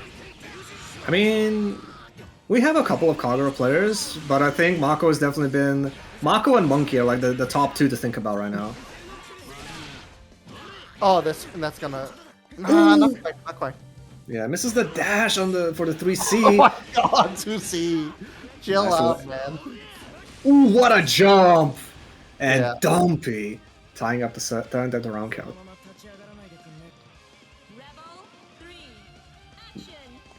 Honestly, it feels like Dumpy is kind of playing against the way Murakumo has to play against neutral, where Mako is just throwing out the big buttons in neutral, and if you guess right and jump over it, it's just a free get-in. But the difference here is that if you get hit by the button, you die. Yeah, you see what happens when a DB gets baited 4.8 meterless. Yeah, it's allowed. Wow! That was sort of like almost like, you know, a potential air unblockable setup by Mako, but like he did not expect Dumpy to just DP in the gap. Oh no! Are we just pressing C buttons here? Mako, are we just pressing C? Yes. I mean, the C buttons all involve your weapon, right? And Kagura has a gigantic weapon. So press it. Nice Phantom Pain anti-air and the bait on the CP. Oh, we drop it. We drop it. Oh my god. Oh my god. No, he worked so hard. He got so many openings. Yeah, I think like Dumpy was a bit... He got high on the steam in the kitchen, you know? He was cooking too hard. Like... I felt in my blood that Mako was about to like wake up Astral or something crazy like that. I don't know why. Mako gives me the energy of someone that would do that in a tournament match, just to like put it out there. Mako is definitely a flash kick enjoyer. She fucking loves that shit. Stay in the corner here, catches them low. Alright. Disengage and I'm gonna be honest, we're not seeing a lot of stagger out of Dumpy right now. Just kinda trying to create the longest possible string. Not a lot of stagger though. Oh my god, DPRC the classic. DPRC the classic? Wait a minute. That was B flash kick. Yeah. Nice. Unblockable, nice little confirm. And with the RC extension, should be a kill. Nice adjustment by Dumpy. Yeah, love to see it. Yeah, unfortunately, an expensive round still. Had to pay in burst. But I think that does guarantee a burst in round 3 if it gets that long. Oh, that's an option? Interesting stuff from Dumpy. He's in that 2D to go over 5C, go under 5C. Nice little delay tech, avoiding that fireball meaty. Oh my god, just NDP through the 3C. Oh, yeah, you too. Whoa. Man, I love DP. Oh my god, the range on that is insane. And good bait on the 2C. It happened last time when we saw in the end of the round. Every time he does a backdash, Mako has been doing a 2C. And like, yes, that won him the round, that won him the game in the last game, but this time Dumpy's baiting it. Let me see that Astral. Dumpy. Nah, okay. Nice blocking the overhead. Burst that. Hero burst, but... And again! Backdash at the forward jump. You burst too? What's wrong with you? What's wrong? Mako's down a round! Dang! Dumpy not letting Mako breathe ties up the game count. Absolute silly behavior from these players. Yeah. I mean, to be fair, I love seeing the adjustment. Like, you know, you try to do like you do a backdash and you're basing the decision tree based on that and how they react to it. So you're doing backdash and the dash jump just to bait the 2C. I get the DPs. It's not completely silly, but there are other options, man. You don't have to play them on their own wake up like that. Nice bait. No confirm though. Yeah, probably was expecting a burst as soon as the Rekka was happening. But honestly, at this point, I think you just finish your combos. Like, if they burst, you're winning anyway. Nah, and the confirm. Doesn't really projectiles. Imagine if it did, though. Maybe even less reason to use projectiles in this matchup. Not the ball! Go to the corner. Yep. Phantom of Pain! Reset. Tries to go for another reason. Wow. Or bait the burst. You press buttons there? DPRC is coming. I can see it. Oh god. What do you mean? Can you chill? Fucking resmash works out. Chill, man. Come on. Oh, gets the 2C and that's gonna be a kill. Mako's staying alive. Holy. God damn. This is incredible. Nice little double jump. For once, we're seeing small buttons being pressed. Command grab. And that's gonna be you close to the corner. Oh, I hate to see it. Too far! There's no punishment for it. And also messes up the punish on the sway. Too far for falling JC. Dumpy is still looking pretty nice. But all these reset opportunities, all these baits, they have not been working.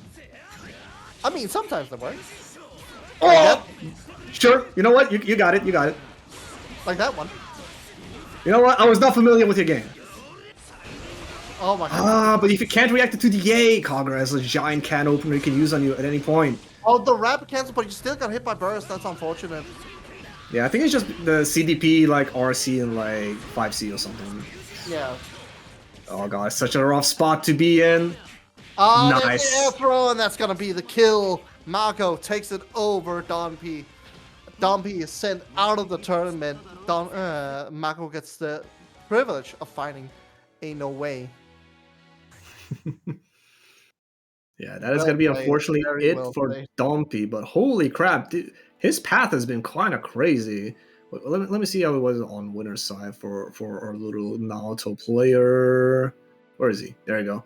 Lost round 1 to Drave, and then had to take out Kazel, Let Light Die, Void, and just now dropped to Mako in top 8. Still making top 8 against these, like, you know, this cast of players is pretty good, if you ask me. Yeah. Next up, we got why is Red Bar in the lobby? I guess he just wants to watch. Yeah, he's just chilling. Let the man chill. It's Fair, not you know. exclusive. He's allowed in the venue, right? Got the VIP sits and everything. Yeah. Alright, we got Drave already in the lobby waiting for their opponent, Jikes. There they are. It's gonna be an interesting matchup here. We haven't seen Drave today yet. It's gonna be very fun to see. Drave, one of the only reps for Makoto left. Mako's still in the lobby and hasn't switched to the funny. Oh, I see.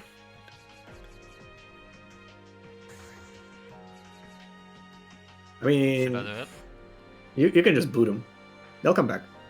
Yeah. If he's not respecting it, then he needs to be booted. There you go. Yeah. That's what you get. If you want first class seat, you gotta follow the rules. Like you can get VIP seats, but you cannot be sitting at the station. You know. Mako, Eiffel 4, sorry.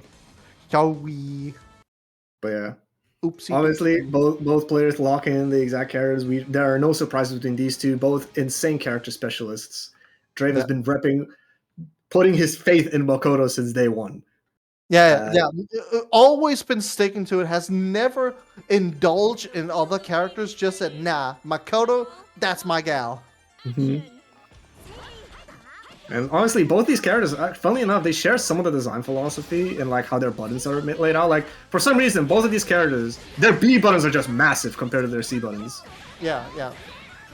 And also a lot of other aspects, like Makoto also shares the thing with whiffing 5C into 5C. Mm-hmm. That's also a thing.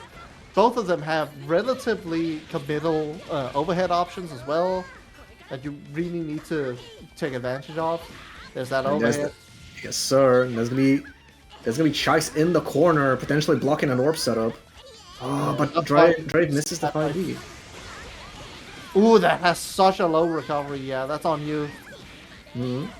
Yeah, because like as soon as you get your overdrive on block, it's like doubled in startup. Yeah, lightning rush. Infinite rush, I think it's called. Yeah. All those stocks, and Chice was not able to take advantage of any of them. Unfortunate. Yeah.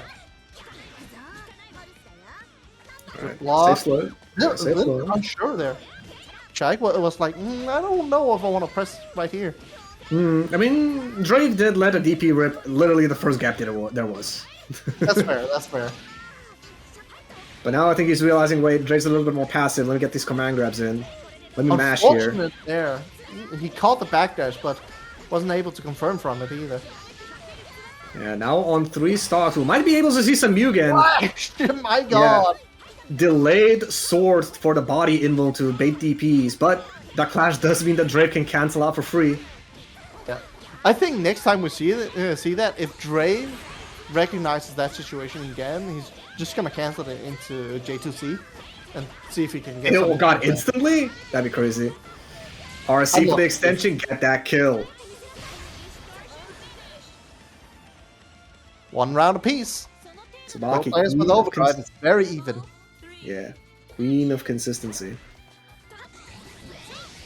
Which character are we talking about? Definitely Tsubaki. Makoto can have some trouble. But Yeah. if you pop overdrive, then all of a sudden her damage is like very good. Yeah, her corner carry goes crazy, her advantage goes crazy. If Makoto was just in overdrive all the time, she would be a great character. Nice Through the DP. gap. Oh, delays it, baiting a potential, like, throw tech. I love that they gave Makoto that big wind-up punch, and it ends up being used in specifically only forward throw. No, wait, only back throw, yeah. Only back throw, yeah. I mean, I've been hit. I'm a victim of that move, and so is Monarch apparently. It's so silly that they gave her that move, and it's just like, wow, this is such a cool move. Where can I use it? Only after back throw. It's like, it looks like an overhead. In fact, it looks like it should be unblockable. It's coded as an unblockable, but it only hits low. Like you can block it high. You can block it low. It's the weirdest coded move in the game. I mean, it's up there. It's no Jubei install dash. Oh god, what's the funny stuff on that? It's stall attribute. Yeah. What are the implications of that? Mori. I have no idea, man. Anyway, game 1 going to Chikes. And let's see what we can do here. Brave? Yeah. Obviously needs to find a few more neutral situations where he can get his game plan started. But his corner situation is not very good. Pops the overdrive. If Makoto gets even the slightest DP here, she can go crazy with it, but this looks like it's just gonna be a overdrive timer that gets run out by Tsubaki. 3k damage again. Next hit should be a kill here for Chikes. Yeah, plus frames on that mix-up. Overhead. The range on that, holy! RC for the extension. Was a little bit far, so that makes sense. 5k. Both characters fighting 3.5k constantly. Tries to overdrive. It's another repeat of the situation we saw earlier this round. Off the overdrive. Except now the shoe's on the other foot. DP. Yeah, and the exact same situation again, where after the overdrive they find a way out. Bananas out. Got that mix-up. Nice fuzzy block. Holy. Nice overhead as well. That was so nice. Yeah, Joyce is gonna be moving on to set point overdrive. Let's see if our little bobber friend can find a way. Oh, God. The fireball just covering the exact space that it needed. It was so slow. I love the idea, but the fireball was too slow, and now Chai's got 2 stocks as well. That means like DP is a big problem. They can rep the enhanced specials for the Rekka. Death catch, but no. Ooh, and a confirm, but maybe it was a little bit awkward on the spacing. Man, Drake is just trying to find a good spot here, but Chikes is just presenting enough buttons here and there. Here we go. Finally, we get a corner situation here for Drake. Yeah, find a little bit of that Drake we're used to. Misses the JD! Oh no, CA to keep offensive CA. Spending those stocks to have a good DP into the dive kick. Oh, we also had a footsies moment. Just trying to play with those big buttons, trying to make something happen, but Brave, all of a sudden playing extremely good defensively, really playing to those ranges. Nice press. And a bit on the CA, and that is a big punish. I think Chikes is going to save the burst for next round, because this one is over. Yep, just barely. Just barely. Very clean from Drave. Complete lock in there. See what else we can do. Are we gonna be able to ride this wave? This way that Drave is playing right now is extremely taxing on your mental. Like he is playing very movement heavy, a lot of blocks, a lot of patience. Yeah, for sure. It's like maybe it's because like this is still like a decent like 20 people something bracket. Like if you were in a 50 man 80 man bracket, I don't think you can play like this all the time. At least in the beginning. Absolutely not. Nice little reset into the overhead. We do have overdrive on deck as well, so next hit should be able to kill here. Yeah, especially with that active flow. Yeah, this corner situation needs to be block heavy. Nice, good patience, just waiting it out. Pops the overdrive through the button, tries to DP versus DP violence. No, and he gets another opening regardless, so that should be it. Drave should be able to take this. That's a burst! Not quite, not quite. Try staying alive. One last chance. 2 stocks available. Misses the sword. Gets the 5B right after. Huge damage and carry. And we're gonna be able to do in this corner situation. Set out the bananas. Block, block, block. Gets thrown. Is it gonna be enough to kill? For sure. Yes, He drops it. Not quite. Bananas again. That's shit. No. Trick, not like that. Tried to potentially maybe IB them for the meter, but just gets chipped out in the middle of it. That is very unfortunate. And Chikes is gonna be coming out ahead on that matchup, moving on in the loser's side bracket. So close. That was so close. You hate to see that, but those kinds of matches, that's absolutely the kind of stuff you see in top 8 round 1 loser side. People just have to lock in entirely, yeah. And it's like one of those things when you're gonna be watching the replay, you're just gonna be like, why didn't I cancel into EA? Why didn't I super earlier? You know, stuff like that. You say this in the replay. Drave is already in chat saying he could have supered before the 60, and he would have killed, and he would have taken the round, and he would have been going into the tournament more. But yeah, for sure.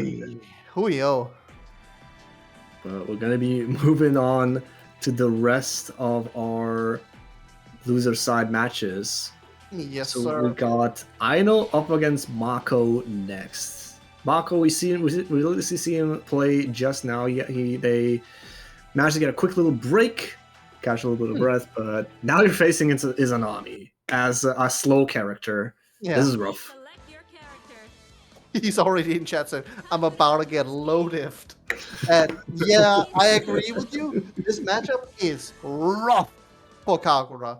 But maybe with enough DPs and enough 5Cs, maybe you're able to just snipe him out, you know? It is one of those things like you basically have to play Kagura as a robbery character in this matchup where you got the damage and you know you can kill in 2 hits. You just gotta make those hits happen. How? Honestly, you figure it out. If Mako manages to catch Aino in like a danger state, he could TOD, like, legitimately. 20% extra damage. That's how much normally. Yeah, I mean, I'm not doing math. It's too late. Like 7 to 8k from a good counter hit heavy. So you know, it's possible. Nice block. Kadamo is the unseeable overhead. Command grab. And this is honestly how Mako is supposed to be playing. Like, just don't let Aino get even anything started. Yeah, you need to stay in there, and you need to not let them find an opportunity. This full screen spot here, this is the worst you can be for Kagura. But that is huge. 2C sniping the backdash. And we mentioned earlier how, like, you know, Kagura does have that giant JC. And the problem is it doesn't go up, but like when the Izanami is below you, hell yeah. Yeah, in those spots, yeah, absolutely. It's just finding it. There's that DP, yeah, love to see it, It's so funny, masking the charge while air dashing in the air. I was not expecting that flash kick to come out, but like, you play a charge character, you'll learn very quickly to always be charging. Yeah. ABC, learn your ABCs, always be charging. What a situation. Fortunate. Hold this. And do it again. Hold it, hold the baby. Nah. Ooh, backdash is the 6 DBs. Man, the bit's going under the fireball. That is something. Yeah. And honestly, and that's one of the actually good cases of our fireballs. They do cover that space right in front of you to check the slide from the sky. But you know, it's a charge move, so you gotta ready it up. Yeah, it's a rough one. Get out of there. Let the bits whiff. What a confirm there. Nice pickup. Yeah, you play as Izanami, you learn how to do these. Oh, I think that's it. That 5A was supposed to be a 6A. Ooh, backdash is the 6C, but not ready to capitalize on it. Slides under, got off. Honestly, I know it's just movement gapping Mako right now. Just saying, you can't catch me. I'm over here now. I mean, Izanami actually has really good movement because of the float. Oh yeah. The patience. Did he send anything? Yeah. Yeah, that's how it is. Not even barrier blocking, just normal blocking, just holding down back. Not even IBing anything, just holding down back, waiting for Mako to do something. Mm-hmm. And That's honestly, how you I'm surprised that Mako hasn't sent a 2DA yet. That's like one of the things you just check. Can they react to the overhead? Nice. 1-2. Easy. That seems so unnecessary. Why do a dash like a jump TK super? I mean, it's fast. JD, it's fast. I mean, I'm pretty sure you could just do throw into super normally, right? I mean, I don't know. I don't play that character. I might be wrong, but damn, that seemed this is stylish for no reason. But you know what? We take it. But we did get some valuable info from that first match, where we saw Aino really not doing much in terms of IBing or barrier blocking, just waiting for something specific. Oh and boy. It tells you a story of like Aino is specifically just waiting for a specific for one thing to punish properly, and the rest is kind of irrelevant. He feels. Yeah, and like we definitely saw Aino let some opportunities pass by because like Mako committed everything really to a giant like drive string with RCs and everything, and then they committed to the basic Kagura, like the Wyvern into 2DB into 5DA. That's like a very autopilot, like beginner Kagura type of string. It's very strong, but it has a guaranteed low spot for it. You can either throw the 5DA or you can use a low to like punish the armor and punish 2DB on block. So it's like it is probably definitely what Aino is looking for, just an opportunity to press 2B through something. No, tries to backdash the Orchid, but not this time. You're stuck in a corner blocking his Anami mix. Let's confirm here. Create a nice spot here for yourself. Wrap goes for there. That was a command grab reset. Yeah, but he got a full catch instead. Yeah, unfortunately, Mako just got hit, so it's probably even worse. And Ribcage completely barrier gauge, by the way. Goodbye barrier gauge. Also goodbye Mako, but goodbye barrier gauge. Yeah, if you block it in the air, yeah, goodbye. Nice little check with the JA into command grab. That's Aino in the corner. Go ahead. Nice little tech. The block, but no, that overhead went right above that 2B. Not allowed. And exactly what I meant is like these 2DAs have been working for Mako. I'm surprised that she has not been doing more of them. Make it happen. Ooh, the air stall avoiding the Vibrant completely, and look at the side switch too. Very nice. Again, goodbye barrier gauge. That shit's gone. Nice block on the 2DA. Tries to go for the air throw again, Oh make another ending. Skull RC giving this conversion. It was almost cornered. Oh, tries to go for it again. That was actually a very good flash kick because like Aino was in bits, so she couldn't block it. Yeah. Oh man. Yeah. Okay. That was such an unfortunate though. Like the Aino baited the flash kick, and then because she pressed 5D, like she missed the opportunity to punish it. Oh my god, air throw right there. It's a whiff combo, but it's on the board now. It's like I will air throw this. And the ribs ensuring safe passage with the slide. Not quite. It's a little bit more. Mako really just wants a good proper hit, but every single hit in this round has just been stray hits. Yeah, like you mentioned, Aino, like trying to be crazy with movement, but it also means that they're sort of missing some of the opportunities that present themselves, and Mako's going to capitalize on that with a quick Lindworm confirm.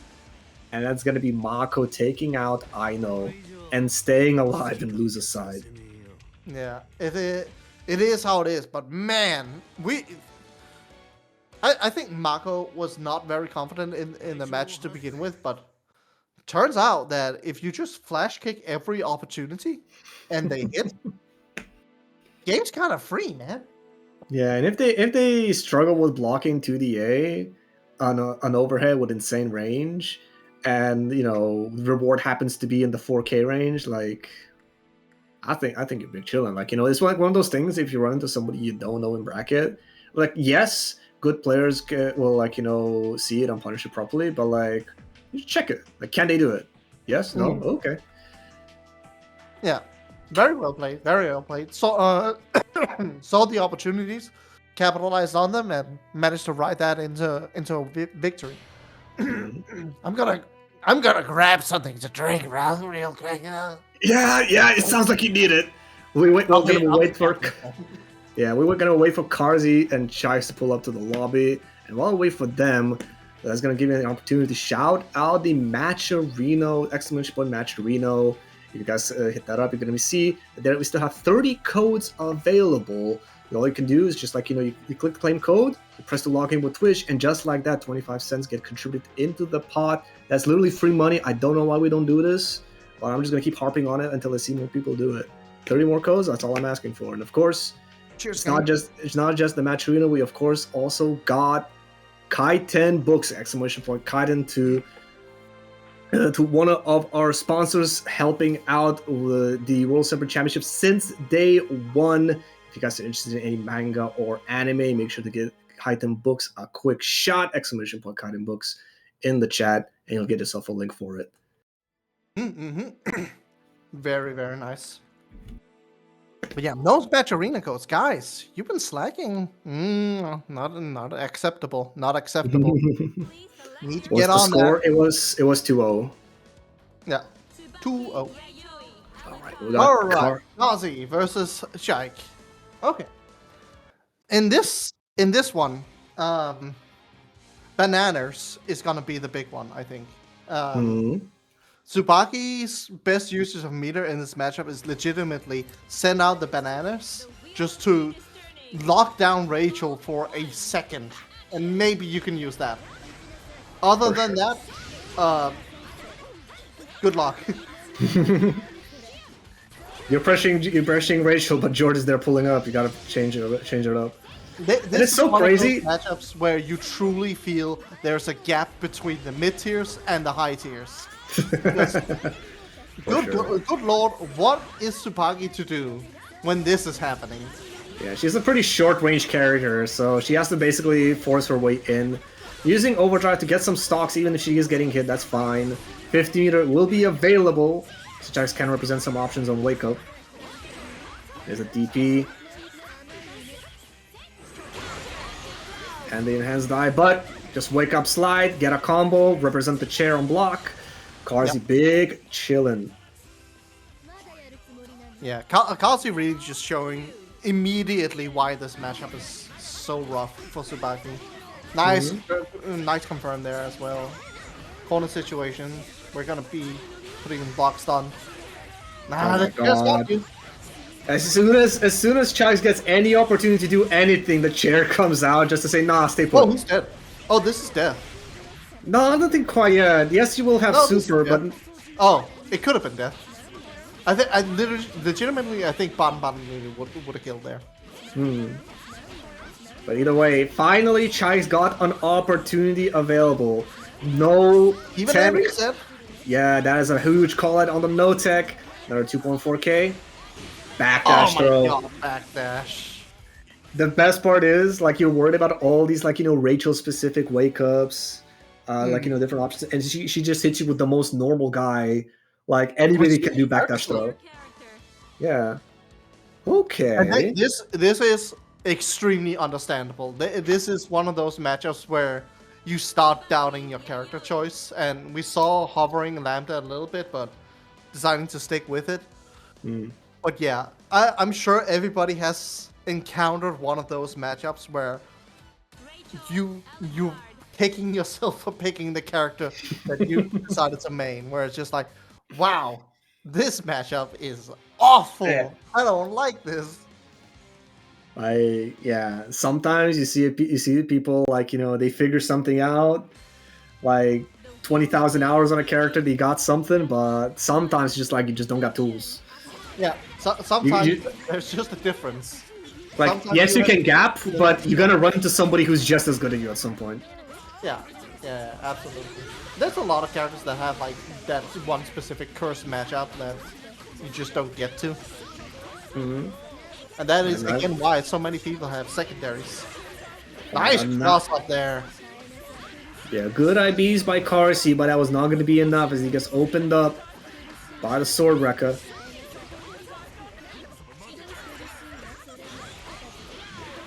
Nice.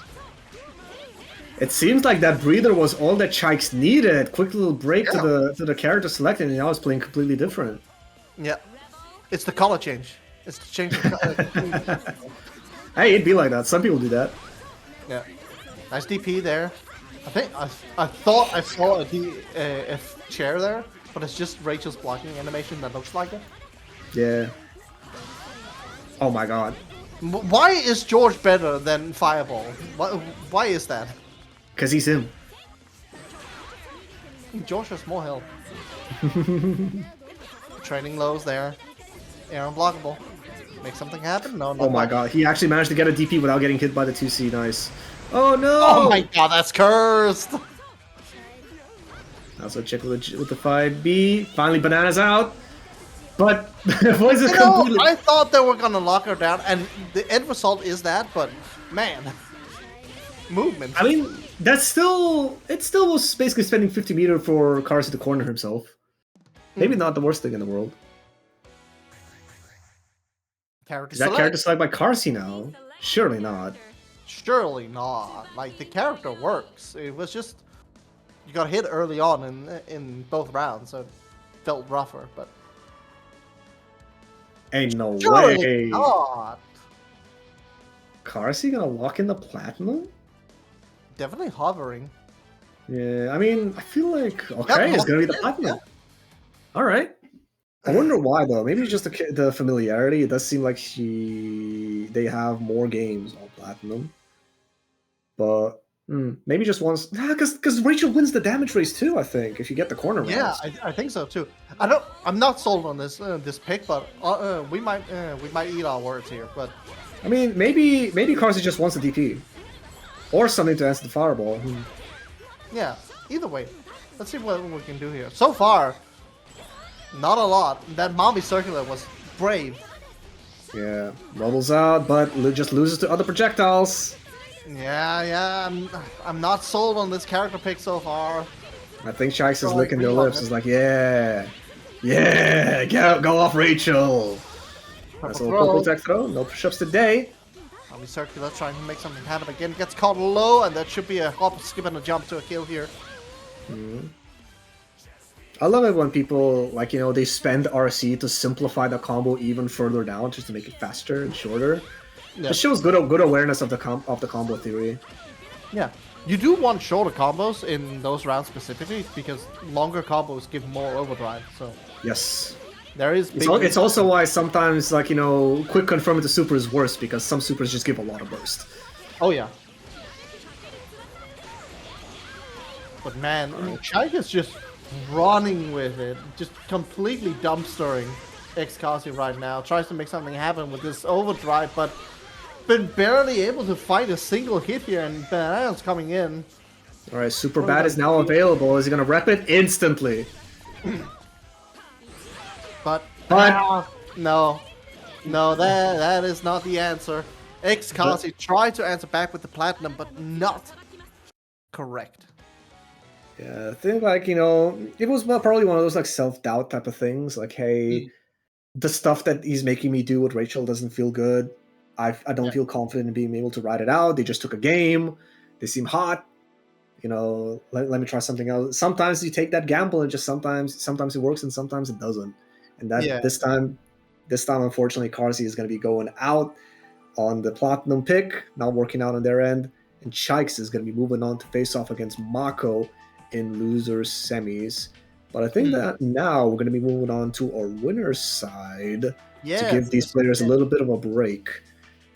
They've been waiting for too long. They've been hungry. They've been staring at each other in the lobby, just saying, yeah, yeah. We're going to be going into Serpent versus Red Bar. If you want to support either of these players, please go and claim the Match Arena codes. Big shout out to Darky as well for the direct contribution of $2. Also big shout out to Scar Novak for the $5 direct contribution. It is very much appreciated, bringing up the prize pool to $14. If we claim the rest of the codes, that will go up close to 20. So if you want to be a part of that, go click that Match Arena link. I know you have time. Alt tab out of Slay the Spire 2 or whatever you're doing. You got time. It's a turn-based game. Come on. Alt tab out, go click the Match Arena 1, 2, and you're done. Okay? Yeah. Please select your character. Alright, we're moving on. Both players are in. There's a big question of who Red Bar locks in. Red Bar is, of course, multiple characters under his belt. Hovering over the Azrael, maybe to show off Stardust how it's done. But we'll see. Serpent still rocks that Stardust is free as his tag. Yes, and Stardust runs Panda is free as is. Yeah. Nah, going to the Naruto. Yeah, very understandable. I do think just straight up, like experience-wise, this match is very, very much even.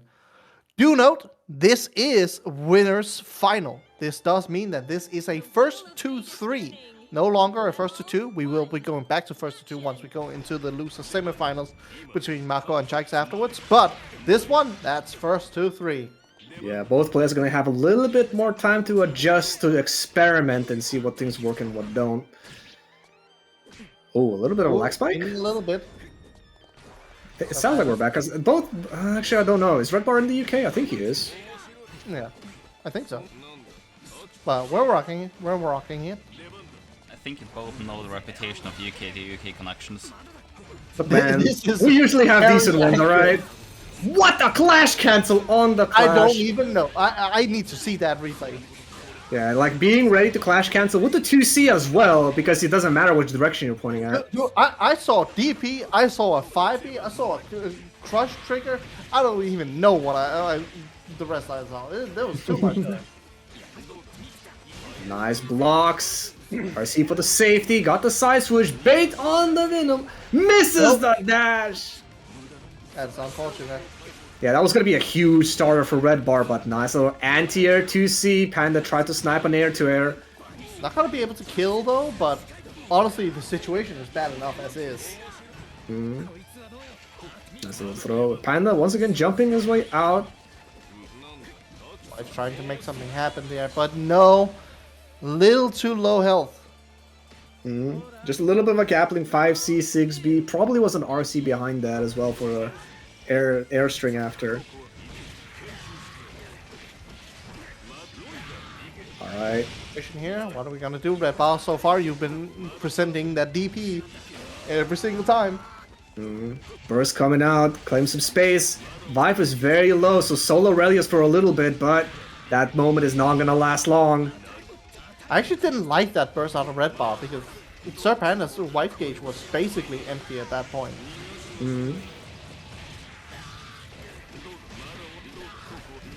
Oh man, it's actually pretty painful. Relius breaking 3k. Yeah. Hard bait on the DP, but he has the wife for the coverage. Even 3k for reversal super is kind of rough.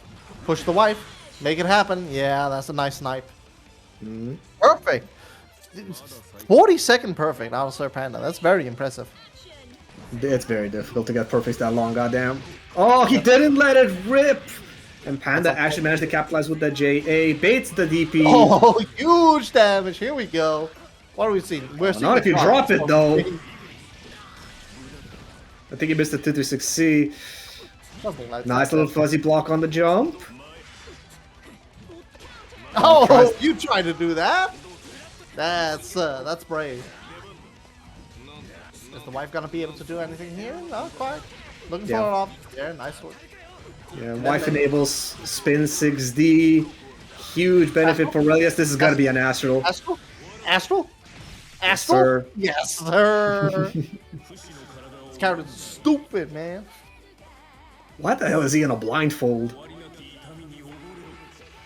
I don't know. That he's already chained up to like a regular chair. Why he got a blindfold on, man? I mean, I guess I there's know something to do with his Ellio's weird, with his eyes, because he can like see numbers or something. Because like you know how in like the beginning of the match, he like sees text above you or something. So maybe I don't know. I'm literally spitballing.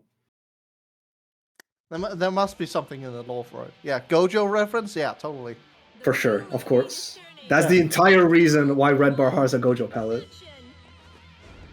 Let's see what we can do here. Red ball brings the answer back here. Mid lane, Nice nothing move, good there. Conversion. Yes. Corner.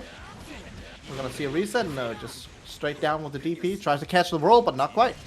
Both players Huge showing a patience. lot of patience there. Yeah, like when they roll out and you realize, oh crap, I fucked up, and then you just do nothing, that's like a lot of respect. Yeah. It takes a while to earn that. Nice TRM setup.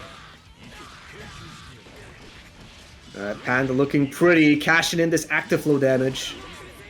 Oh my god, the active frames on that DP actually catching the rest of the lead lane. That is nuts. I hate my it's so weird there. Nice He gets the confirm. hit, but wife is offline, so just stalling for time. We've seen this situation so many times. Panda loves to do it, but he dropped it at the end. That's unfortunate here. Nice overhead. Huge- but Cancel. no. Yeah, did not get the dash, or didn't input the sway.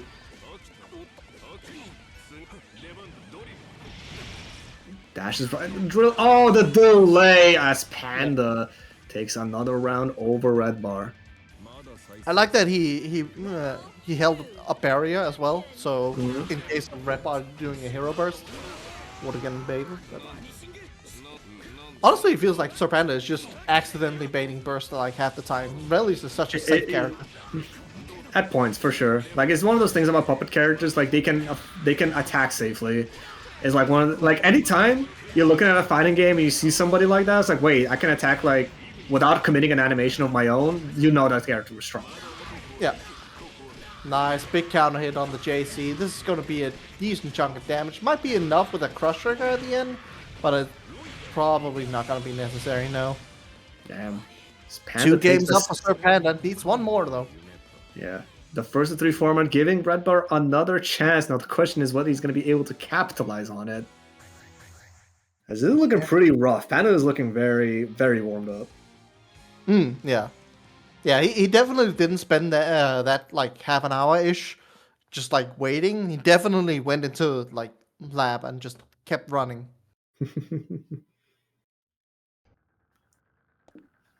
Alright. Let's see if Red Bar shows any adjustments.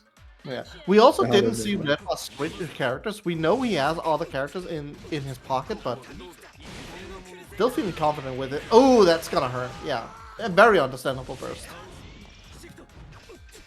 Oh, managed to avoid the 4D, but Yeah, he it was a nice avoidance there, but he did put himself into a sandwich, and that's very, very bad.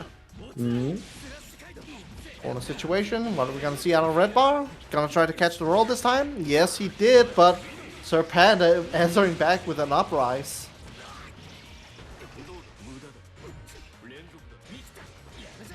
air block. Oh my god, opened up fuzzy from a double normal. That's crazy. Yeah. Sets it Block up. was set up. DP, I don't care. I mean, you have to care now. Now you're stuck here. Went for the morning run. Wake up run. Yeah. Just trying to get something, but no. Counter hit, air confirm. Yeah, Panda's been just been coming out ahead on all of these hits. Yeah, he's playing so safe as well. CA is blocked, misses the dash, accidental 6B. Alright, wife's out of commission. Red Yeah, Bar let me just waiting chill for a until bit. he dies. Instant IED. I can't. Oh my god, Red Bar! You need to press something! You can't let it. Oh my. Oh, okay. Now we're gaming. You saw that delay on the 6A? Oh no. DP, DP, DP, DP. Keep it going. Keep it going. That No, was the timing so- is different! The timing is different for the last three! Rebel. That's crazy. That's insane. That's crazy. That's good. Keep it going. Keep it going. Nice block on the left, right. Didn't bite, but the TRM. Very nice delay by Panda. This is the wife because he needs the wife to take a rest. But Red Bar just struggling to find a good confirm here. Just there's nothing that he's been able to find so far. There's no real gaps. Finally Well, finds an anti-air, but Yeah, TC, but dropping the combo is not what you want to see. Tries to regain momentum with that overhead. No Crusader? yeah, I like that Red Bar has been varying up what he's doing on Serpent's wake up options, but issue is he's been wrong every single time. Honestly, at that point, you just simplify it to like just do the good stuff. Oh, he gets the hit, but not gonna be much from this JA. But now you find yourself cornered. Ain't no way. Oh, he's trying. He's trying. On the air hit. Don't get Super, fancy, super, just super. Yes. All right, Red Bar staying alive, just barely. Rebel 3. Action. Shit. Banishing Fang immediately on round start. He's hungry now. He's a hungry boy. Nice block on the overhead, but the doll lets him Nice continue man. pressure.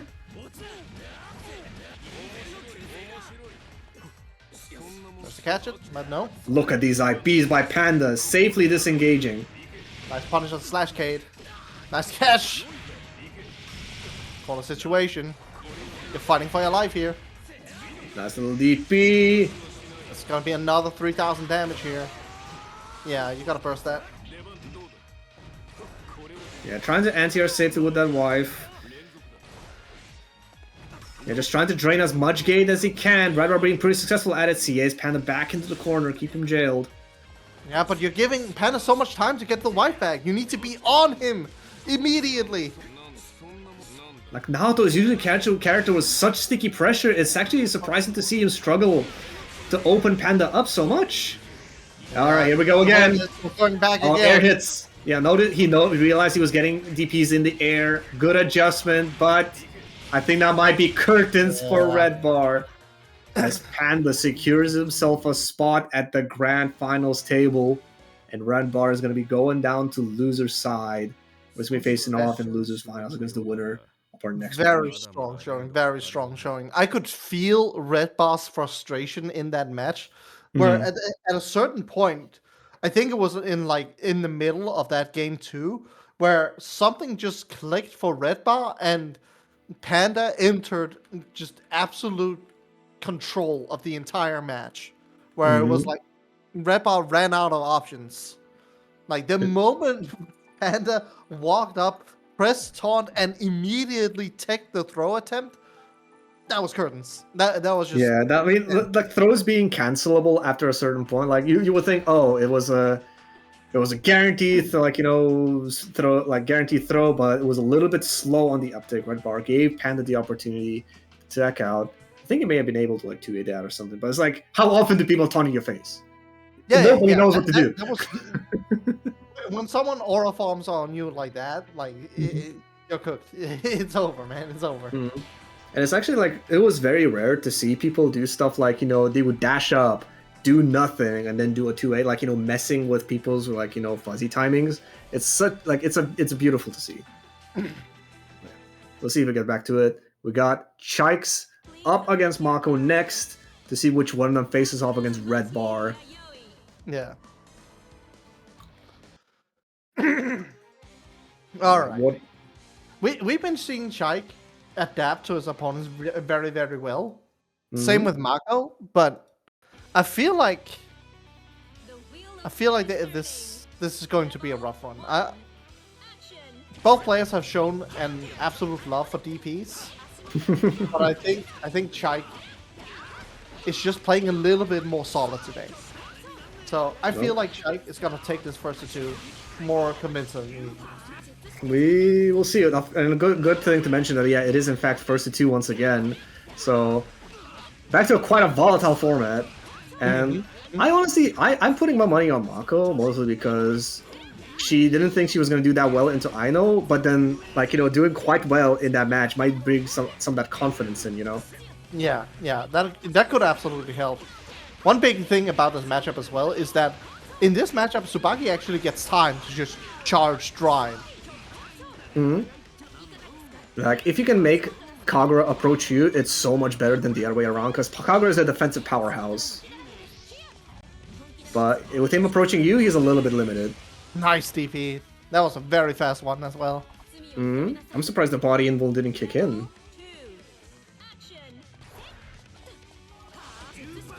Yeah, again, there. Gets a free charge. Didn't have to work for it. In the mix-up. Nice air car. Yeah, confirm. It airs, but no! Despite that entire situation, it's Chike that goes. Want to confirm something into the Nice block on the overhead. And honestly, it's pretty good to do the overhead meaty because you remove their charge. Nice block. First, yeah, absolutely. You're gonna die. Again, this full screen situation. Mako's been able to get like a few air hits into maybe something, but ooh, that's might be some of that matchup awareness. Oh, nice. He's getting cheeky with it. There The air drive messing up. Like you see him lunge down, it's like, wait, what the hell's going on? You don't even know what drive he's doing, and all of a sudden here the 2DA. Yeah, slop. It is slop. But you know, it's a funny thing you got. You can bust it out. Overload their mental stack for a bit. Nice block cross on the under. crossfinger. Very good reaction from Mako as well. And then grab again. We've shown this a few times. We've shown this a lot of times. 5 seconds. 5 bars, no burst available for Mako. Next hit into Mugen. You might see some crazy damage. I don't even think we need Mugen. We just need to confirm into Super. Yeah, now you don't need anything. Bananas, maybe? Surprisingly choosing not to. Maybe because Wyvern is just like a decent answer against it. I mean, Nice you can answer. fade out the Wyvern in that case, but yeah, very nice. Game 1, going to Chike. I feel like Bananas is good enough because if Kagura goes for Wyvern, you do have like the slide. I think she can probably low profile with 2B as well. Yeah. The wheel of fate is spinning. Rebel 1. We'll see if it ends up seeing an interaction around that. Oh god. Oh, big. Oh, Nice that was tag. amazing. Oh, no big punish on the 6C whiff. Unfortunate. Now let's kind of approaching and not approaching. Ooh. AUB on the 2C. Whiffs the fireball, but it's fine. Yeah, baits the DP, nothing. The fireball doesn't need to hit; it just needs to stop them from pressing. Pretty much. First bait there, but Good reaction on the 2C being far away. let's throw. Throw active flow on the side of Chikes. This is going to be a nice little damage bump. Let's see a command grab attempt here, perhaps. No, not quite. DPRs. DPLC in response to that overdrive. We've reached! Thank god that wasn't the active flow version, god damn. Right, here's the bananas out. Air block to defuse the mix-up. Yeah. No, those bananas are pretty good at that. And yeah, as we also saw, Mako did do a fireball, and it just passed through Tsubaki because she was doing bananas. Doesn't have startup invuln, but it is fully invuln once it's going. I think it has projectile in at the beginning though, right? I might be wrong. Yeah, I don't. Oh, this is a nice little amount of damage. Every time you get that CC in, it's huge. 3.5 on the side of Mako. No check on the jump. Oh, and that's eating that Kickstarter. That is unfortunate because that's all the momentum now on Chike's side. Catches the roll. Yeah. Oh, raw DP. Yeah. I Sure, get it. sure. Oh, 2d8 is not checked. This is big damage. This The is a stance lot of cancel as well. damage. I see you. With Ultra, maybe it could kill. No, not quite. Didn't No, have it. one bar away. Yeah, one tick of heat away. Are we gonna see Flash Kick RC? No, we're gonna see cross under, and that's gonna force out the burst. Now we're in a really bad spot. Honestly, very valid just to kill yourself on the fireball, because now Mako is an eternity away from overdrive. Yeah. Might see maybe try routing into like CT or something, just to like pump the active flow for getting that burst back sooner, because we could see Mako die without a chance of bursting. Yeah, absolutely. Air on lock as well. Uh, Another situation there. Are we gonna put it down? Yes, we are. Another one going down. What are we gonna? This is looking rough. with? Next hit All could be options it. kill here. All options kill. That's blocking the 6C. RC to keep it going. No, not quite. Needs a little bit more. Mako still doesn't have access to burst. Active flow. Now we're gonna have it. Just Yeah, like but that. now We have it. he's so low. He might actually like die before realizing the situation for the burst. But Kagura, robbery character, one more hit is all that Mako needs. I just GC. need something. Just need something. Tries looking for an overdrive. There's the burst. Guaranteed punish. Oh!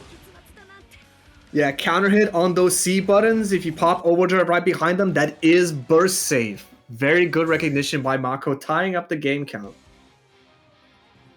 That was super unfortunate for Chikes. They so had it in the bag and clawing their way. Mako managing to take that game though. I mean, that's the threat you have to represent with Kagura, right? You have this massive damage output. You basically have to play like a robbery character sometimes, which is why like you're not gonna burst early because hey, I want to keep active flow for robberies.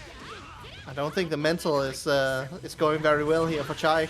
This is Ooh, so annoying for you. You had the game in the bag, but now you're on the back foot against Kagura.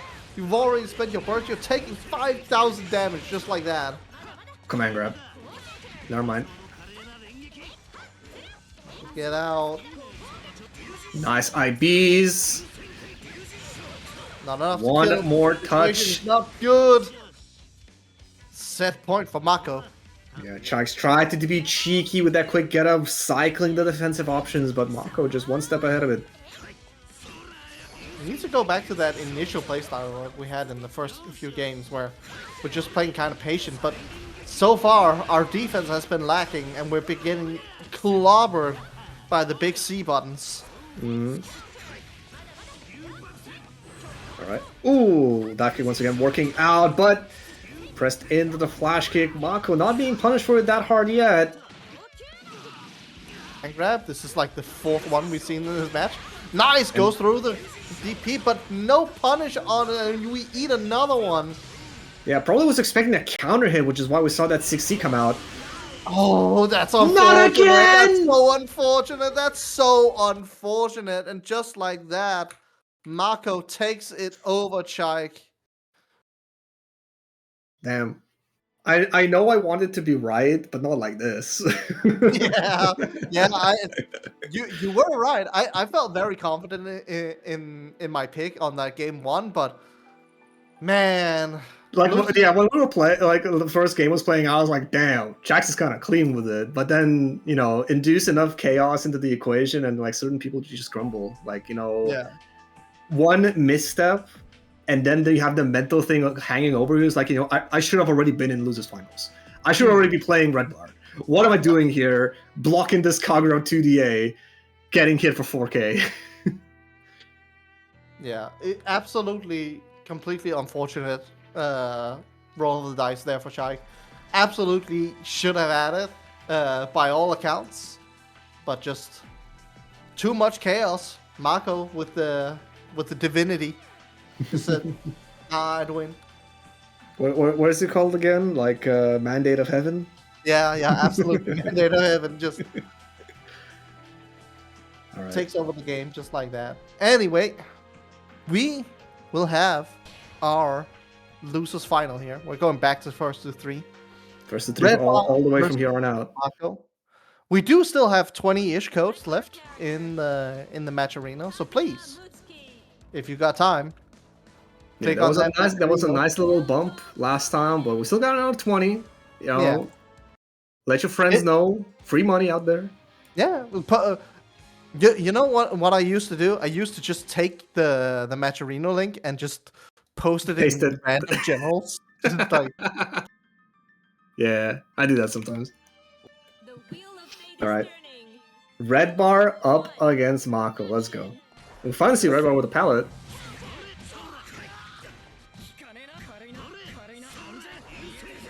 Nice little IBs. Did not fall for it. This is actually like layer 3 actually.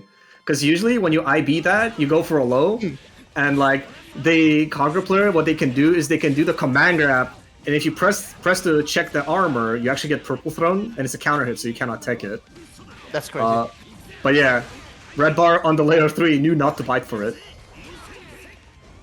With a button hit there? That's... Oh! Jesus Christ, the biggest clash of the universe. This matchup is matchup is silly. This is big damage dot matchup. Alright, got the dash and stay. That means you're in the corner.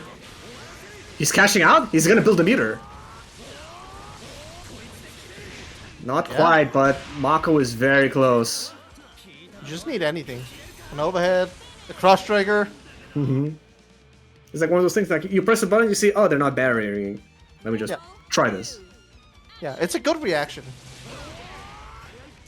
Yeah, good trade on the side of Red bar. No block on the 2DA. That's gonna be a decent chunk of change. Oh, sailing over the 5C, huge for Red bar. Yeah.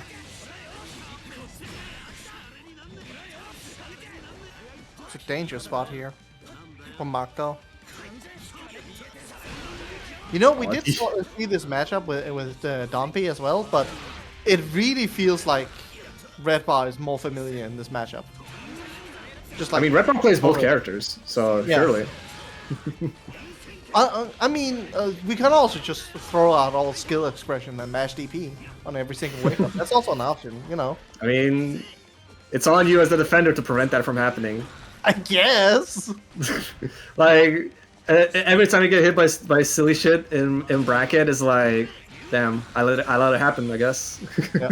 Very nice anti-air there from Mako. I just personally feel like if you're reducing the wake-up situation to a 50-50 every single time, you might not win out in the end. Yeah. The thing is, though, some people, they just roll the dice because, like, hey, I have the risk reward. But this is Naoto. Naoto evens out the damage race. Absolutely, absolutely, yeah.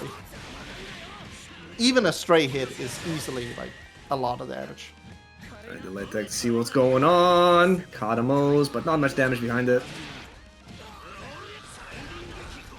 Another chunk of damage here from Mako. Yeah. Next hit kill for either player, honestly. Ooh, good block on the 6C. Nice on the 2DA, but no punish! Oh my god. DP hit that far back. Oh, I like it. Are we gonna burst, though? Are we gonna burst? Not quite enough. Double super? Wait, never mind! Oh, just barely! Overdrives on overdrives. We're patient. We're patient. We're big chillin'. With this little bit of health, Red bar is quite spooky for you. Oh my god, the power of JD! Yeah, it's so much faster in overdrive. And it's so much bigger as well. Like, it is enormous. Yeah, I have it's an unfortunate way to go out of the tournament when you get jump scared by Naruto drives in overdrive. Oh yeah, oh yeah. Hovering the character select, maybe just taking a breather here. Yeah, I don't know Mako for playing any other characters. She's been quite heavy on the Kagura. But we'll see. I think I got a spectator bug. Yeah, I did. That's funny. Do you want me to hop in? I'll set up a stream. Oh wait, I already Thank you. have. By the way, they're swapping for stage, not for character. Oh, that's funny. Oh, is it? There might be like a connection thing. Fair enough, fair enough. Shout out to the PC poll. We love the PC port. We love the PC port. Say it with me, chat. We love the PC port. I mean, to be fair, at least, honestly, I don't want to jinx it, knock on wood. But, like, it's been relatively uneventful. That was loud. What the? Oh, that was messy. That was a weird hit. Trying to make it. Nice command grab. What a situation. Nice command grab again. Just present this again. Yeah, it's good. No, this is going to be a painful blue bead, though. Holy, that is a lot of extra damage. Oh my god, I love DP. Just let it rip. Cash it in with the active flow. This is going to hit like close to 3k? It would've. Nice, air confirm. Just keep it simple. All you need is the Oki. Oh my god. You think you can jump there? Hell no. Oh, I like that Red Bot tried to snipe it out with the 2D, but... I mean, you can only dash forward out of it, so yeah, you have to try. It's either run into the fireball or, like, you know, hit it. Ooh, what a 6D. And a confirm. That was gonna be a lot of damage. Good recognition by Mako. This is gonna be like 4.5. Nice little anti-air. Always be charging, kids. Pops the overdrive. These, nothing there. Jump cancel for safety. Oh, this is a painful 2C to hit. Yeah, 3k for nothing, basically. Oh, tries to DP, but actually getting hit by the fireball, making the 6C whiff. That is huge. Gonna be able to put him in the corner there. Nice. 1, 2, 3. Yeah, it doesn't matter. It doesn't matter where you're getting hit on this. With Naoto, you're in the corner. Yeah. This should be enough to kill. Yes, sir. Yeah, just 1, 2, 3 into super. Overdrive for both players on deck as well. I'm surprised that they're basically dead even. Yeah, I mean, Red Bar is up a game, but you know. Oh, I like that. Yeah, sways through the fireball, had the space this time. I like that Mako also respected it by just stopping to block. I mean, both the players, like, you know, when they're not DPing, they have shown quite a lot of patience, actually. Oh, yeah.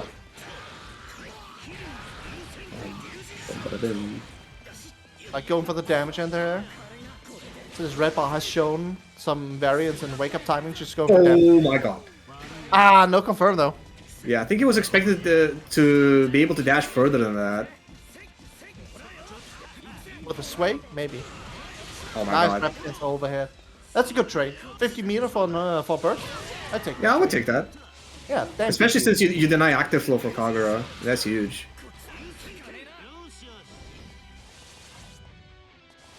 Doing here neutral, we're pressing the big buttons. Both players. Oh my god. And Kai jump scare. Fireballs and big buttons. Yeah, I don't want to deal with any of your armor or anything. Let me just DP. I wonder if his DP beats 5DA as well. Astral! Astral! Yeah! Let's go, Astral! Woo! I do like how Naoto's answer is basically a callback to Ragnar. I mean, they're the same character. In a way. I think it's like supposed to be Ragnar in a different universe or something. I don't know the actual lore. Dude, he's like from a novel. It's Blaze Blue alt lore, man. Regular Blaze Blue lore is already...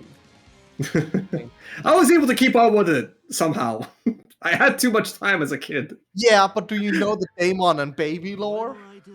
Oh god, I know it's relevant now because like Ragnar's in it somehow.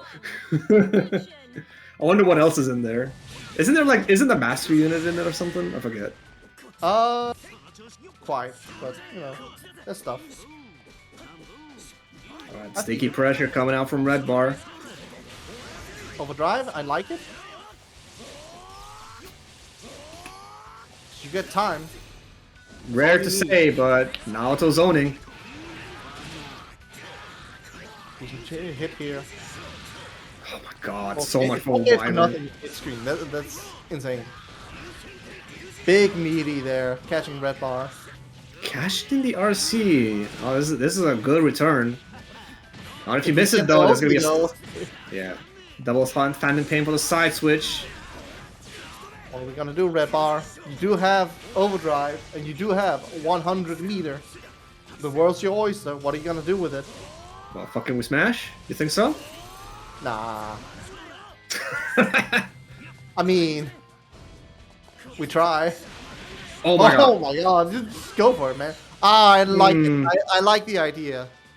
It was Yeah, a tried cheap to one, but Yeah, tried to snipe the tech, but Mako delaying the tech, teching on the ground, getting that 2B on Phantom Pain. I like Phantom Pain there, especially because Mako has shown a lot of DPs, and Phantom Pain would beat DP in that scenario. Really? That's fascinating. I mean, depending on the DP, but it should. Either just go straight through it, or... I've seen 4 DPs and 4 wake ups this round. Yeah. We're not holding anything. Oh, we tried with the Enkai, but... Oh god. Yeah, big confirm with the RC. Active flow is gonna mean this is gonna do a lot of damage. Not enough to kill, though.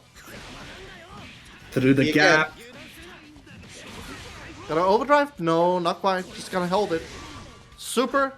Oh, went for the unseeable, but Mako was already in the... Oh my god! Oh my god! The stare down into overhead? Can you chill?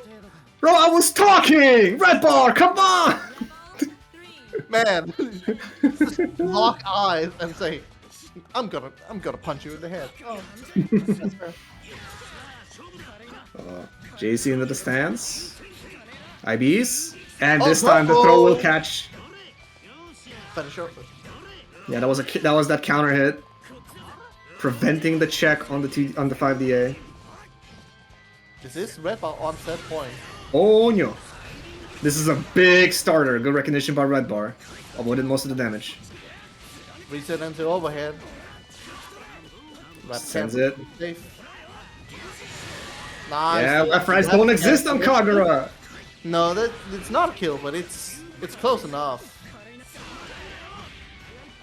You're in a position where Kadamos and 3C both kill. That is a terrifying position to be in. But Mako, with that 2C snipe, is going to be staying alive and grabbing themselves a first game.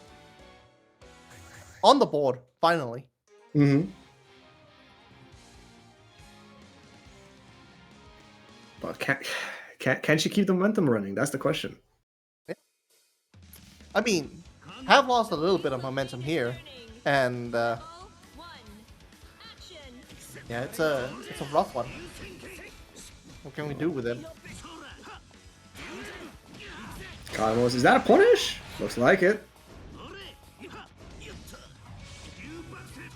Red Bar just having to dance around Mako's gigantic buttons.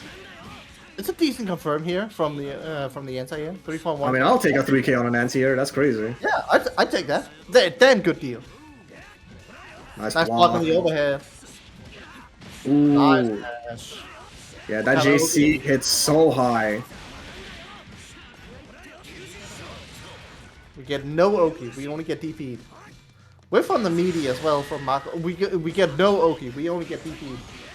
Oh my god, very good blue beat. We're just mashing. There's no brain cells being used at all. We're just mashing. We get hit, we mash. We wake up, we mash. Uh-oh. Mako gonna be coming out ahead of this one. Red Bar choosing not to burst. This is gonna take a lot of damage. Red Bar really wants to use that overdrive to just go through a button rather than to spend it on a burst. Absolutely. Like, Kagura drive chains are very weak to overdrive as well. Yeah. What an air throw! Yeah, you're gonna have to use the burst there. You didn't. Yeah, but now Mako is on 100 meter. Big chillin', DP whiffs. Naoto players and hit away from winning the round, they will run up ENDP. Hey man, it works in 99% of situations. The 1% doesn't exist. Yeah, don't say that in public. The 1% doesn't exist. Let's see what happens. Oh god, I just realized how bad that sounds. Yeah. Don't worry about it. 1% doesn't exist. yeah, okay. Got it. Ooh, nice bait. With the CT confirm, get that big damage in. This is a lot of damage, man. Jesus Christ.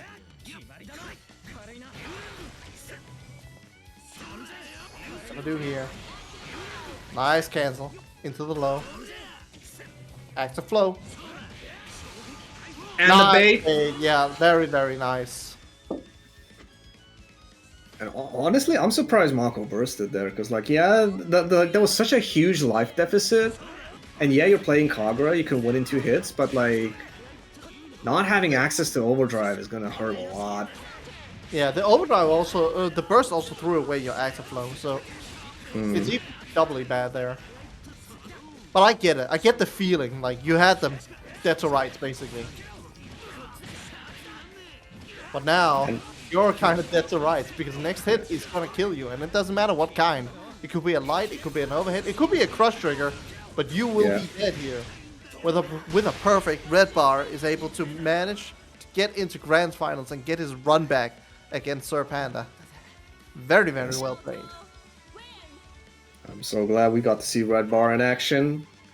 Let's see if they can manage any adjustments into Panda. It looked pretty rough last time. They were hovering over other characters before. Maybe they're gonna try it, like, now that they have a second chance, but we'll see. But nice showing by Mako. Unfortunately, they're gonna be tapping out in 3rd, but what hell of a run did they have to get here, you know? Now, here at the end, before Grand Finals of this of today's first entry of the 5th year of World Serpent Championship EU edition, we need to mention again the match arenas. Guys, we got like 15 codes left. If you want to see Serpent or Red Bar win, hit up that match arena, give them some money. It's completely free. We also want to mention our big sponsor, Kaizen Books. Big supporter of World Serpent Championship. Go there. It's a South California manga, light novel, book stuff store. Very nice. Big supporter. But we will get into it. Yeah. All right. Big Grand Finals. Here we go. It's gonna be crazy. It's gonna be crazy. Red Bar locking in the Naoto. You have to be warm now. You just got off, like, you know, like winning a set up against Mako. Surely you're ready to tackle on Panda, who's been sitting there in the grand final seat for God knows how long. I wonder what chat is supporting most. Are we Vamos Panda or are we Team Red Bar? What are we going here with? I feel like the crowd would definitely be on Team Red Bar just because Serpanda has the aura of you won too much, you're too competitive. Yeah, like Panda is that. But also, yeah. Red Bar is the underdog, that is for sure, and it's very easy to root for the underdog. Yeah, but Panda is also like a very lovable guy. If you ever met him in person, like he's the nicest person you ever met. Yeah, absolutely. Also, his playstyle is very appealing to the masses. Also, that Rekka reset is hurting a lot. Holy. Oh my god, what an air throw! Red Ball on fire here.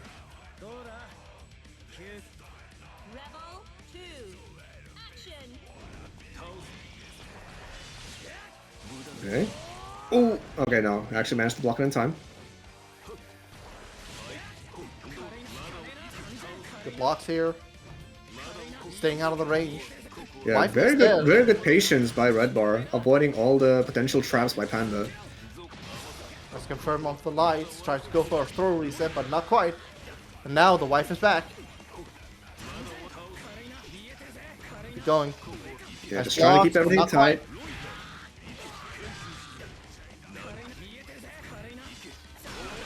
The pressure going, but no DP. But the DP doesn't even give you the space you wanted. Off the overdrive, keeps the wife going. Again, you get the DP, but the situation is not even in your favor. I mean, you still take it. Disabling the wife is so important because Relius's pressure is so much more toothless. Yeah, absolutely. Only issue is now that Red Bot keeps answering the situation and then he ends up in the exact same place again. Well, not this time. Baits out the reversal Venom. Will be cashing a nice little chunk of damage on Panda. Active flow available. I like the jump. Like the chase. Jailing him down. Panda has to burst. No, Defensive drill. You hate to like. Don't see that every day. Oh, here we go. Yeah. Have you We've practiced seen this it? before. Serpent is not approaching. Let the child throw its tantrum. Just escape. Yeah, just run. I'm gonna OD for the timer. The timer. I feel like Red Bar had a plan, but damn, he was just not ready. I feel like he definitely could have clawed that one back, but yeah, the thing about Bios, you want a DP clash. If your DP recovers grounded, you just need to know that the last hits are spaced, so you want to buffer with jabs in between. But like, you know, you have to lab out the timing, so it's very annoying. 2-3. Corner situation. Lots of meter, lots of overdrive. What can we do with it? We get chapped out. Situation. What are we gonna do? Need to get out of there. Throw counter. That's unfortunate. Drops the combo. Presses overdrive to try to save himself, but no. Astral, yeah. I love it, love it. Answer back. Serpent did Astral on you. It's time. Put it back. Yeah, for sure. And what a way to start the run back set, you know. With an Astral, hopefully this is gonna give the wind in Red Bar sails to bring us all the way to a reset. But we'll see if he manages to make it that long. First game.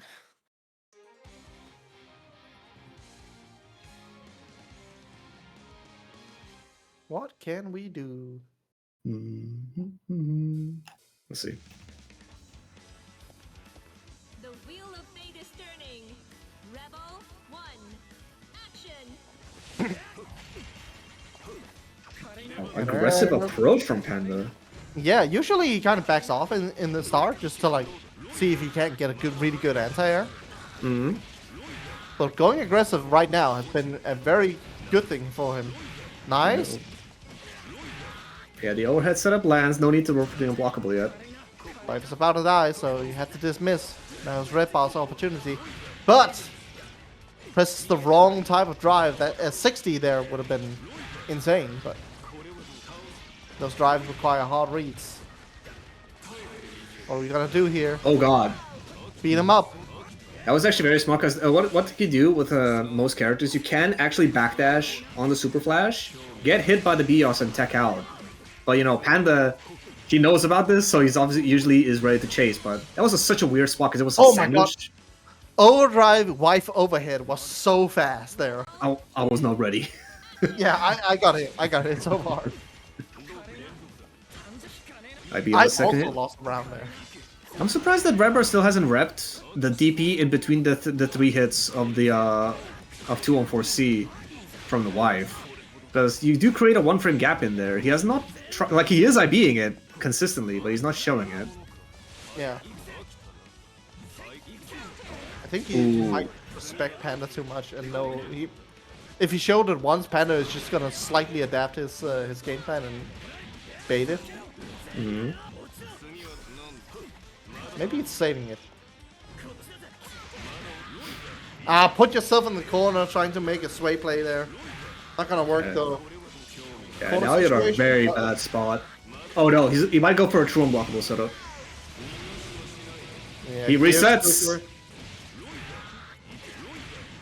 Man, look at that red part. The Red Bar's health is red. It's a giant bar. Yeah. Accurate to his name. It's a red bar. Oh, but it's Ooh, not going to nice. be enough. Still, he managed to refund most of his overdrive actually. Yeah, yeah. Like you could argue that overdrive didn't really amount to that much, but it's all bad. It's just the power of active flow, you know. It's amazing. Trying to make something happen with the JD, who gets big punish opportunity here. Damn! Look at the damage. The blue beat cash out as well. Notice the Panda was not teching. Catches in some extra damage. Overdrive, but he's safe. Almost. Nice little side switch. Have to be ready with these adjustments because in overdrive, Rallius' routes are completely different. Yeah. Nice block. Oh my god, wake up sway. So tense here. It Oh does. my god. You might not feel it, but this neutral game has been so tense so far. Like neither It's player. very difficult. Like, I can definitely tell you, like, you need water after this set. Oh, crash hit as well. Yeah.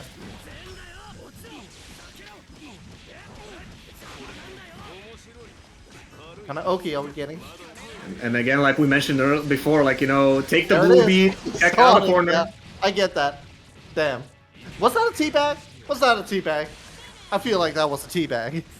You never know if it's intentional with Panda or not. No, It probably that- is, though. no, I rewatched it on stream. That was absolutely a teabag. He did taunt jump over teabag, and that was the mix. You sure that was not just the word slowest to be input? No, that was purpose. There was diabolical intent behind those. Action. Cash in that extra mental damage, you know? Nice IBs. Instantly checks that wife summon. I like it. Confirm the 5A. Not a whole Pick up lot of after. damage, but all you need is the corner situation because getting a burst for nothing is so good. Ooh, Nice, and an air man. hit. Nice conversion. There's been a lot of situations where Red Bar has gotten nothing after hitting a reversal TP, so finally getting something. Very good. Unfortunately, misses the sway, so no dash version, so cashes out of really low damage, but it's not gonna matter. As Red Ball with a perfect pulls out ahead. Yeah, still one game apiece, but Serpent doesn't need his overdrive to put damage on the table, put Oki on the table. Oh, there's that. Nice block on the anti-air as well. No pressing on buttons. Pressing buttons make you fall slower. Yeah, I'm surprised that. Oh, what an overhead! I'm surprised that Red Bar is choosing not to always check the life when the opportunity presents itself. Maybe he's like respecting Panda's options, like, you know, 2-2A or like dash 5B or something. Once in. Confirm off the counter assault. It's not a lot, but the situation is what you're after. Yeah, it's the puppet character special. Astral on deck for Red Bar. Just needs anything. Now it's one of those characters that can convert it into anything. This is not gonna be enough. I don't Or know. is it? It could be. He wants to prove me wrong. That was a 6-8. Was J8 starter? Not quite. Damn. I think he actually could have gotten the DP enter as well after the super there. Oh right, you can do that. Oh my god, I have not seen that in such a long time. But Red Bar. Because it's awful and you only do it if they're a pixel. But yeah, very, very, very good recognition. Not after that super. Oh, it's a different then. Okay, this is the Smasher then. The one Yeah. that's diagonal. Still. Oh my two god, what a games for conversion. Red Bar trying to make it happen. I'm in the infinite Tsukiyomi of synchronizing. So. Oh, the match has already started, so pull up the potato shoot in that case. Yeah. Well, maybe if Red Bar just wins, then I'll be able to spectate properly again. Nice IVs. Oh, just gets hit. Probably was trying to input that DP this time. Whoa. That is a huge JD. Look at the damage. We're going past 4.5? Almost. Tries to change up the ender there. Oh no. Oh, that's a death. That's a dead Naruto. Oh, he misses the dash. Commentator's curse. Oh my god. What? 2 buttons! The world says, commentator says it's kill, it doesn't kill. Instead, the next hit afterwards. Panda confirming 2 buttons into super like he's playing Mark of the Wolves or something. That was like jab AB super, alright. Jab dead. Logs. Nice Nice. Empire! That was huge. Yeah, also was ready with a non-counter hit conversion. I like that they press 2B there as well because Red Bar's been showing a lot of sway Hmm. in that specific spot. Gets that full wipe gauge back, blocks the DP. Alright, staying on top of him. 6A is not blocked. It's unreactable, man. It's unreactable. Nah. 24, bro, it's fine. It's also very obvious animation, too. Totally. It's tense neutral situation again. So Panic gets clocked by the stack of pressure, but nothing so far. No IBs, which means you're eating this plus frame. Which means you're eating this astral. Answering back. Red Ball started off this set with an astral finish. Panda evening it out with an astral. Now it's 2 apiece. What's gonna happen? Are we gonna have Sir Panda taking it all? Or is Red Ball gonna be able to reset the bracket and make something happen? Well, we're about to find out. Last Big game, first set. Now we're gonna get the second one. That's the question. Yeah. Let's see. Both players immediately just showing respect, backing off on round start. Oh, Nice staircase. Oh my god. He said, yeah, immediate burst on a red bar. Good counter hit confirmed. Love to see it. Locks him down for the corner.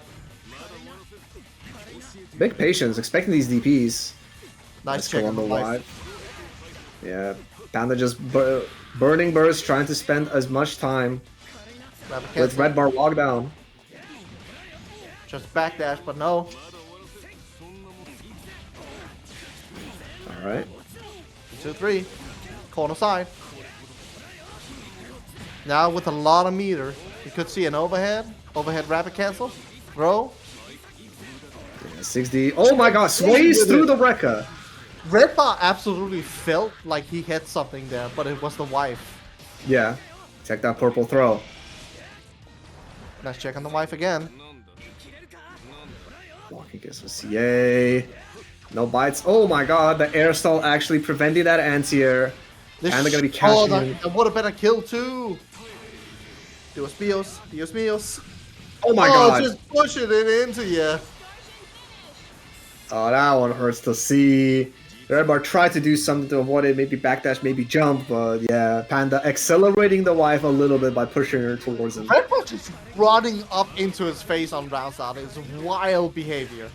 After that game, after that round 1 where they both back off and Red Bar just said, I'm running at you, I'm coming.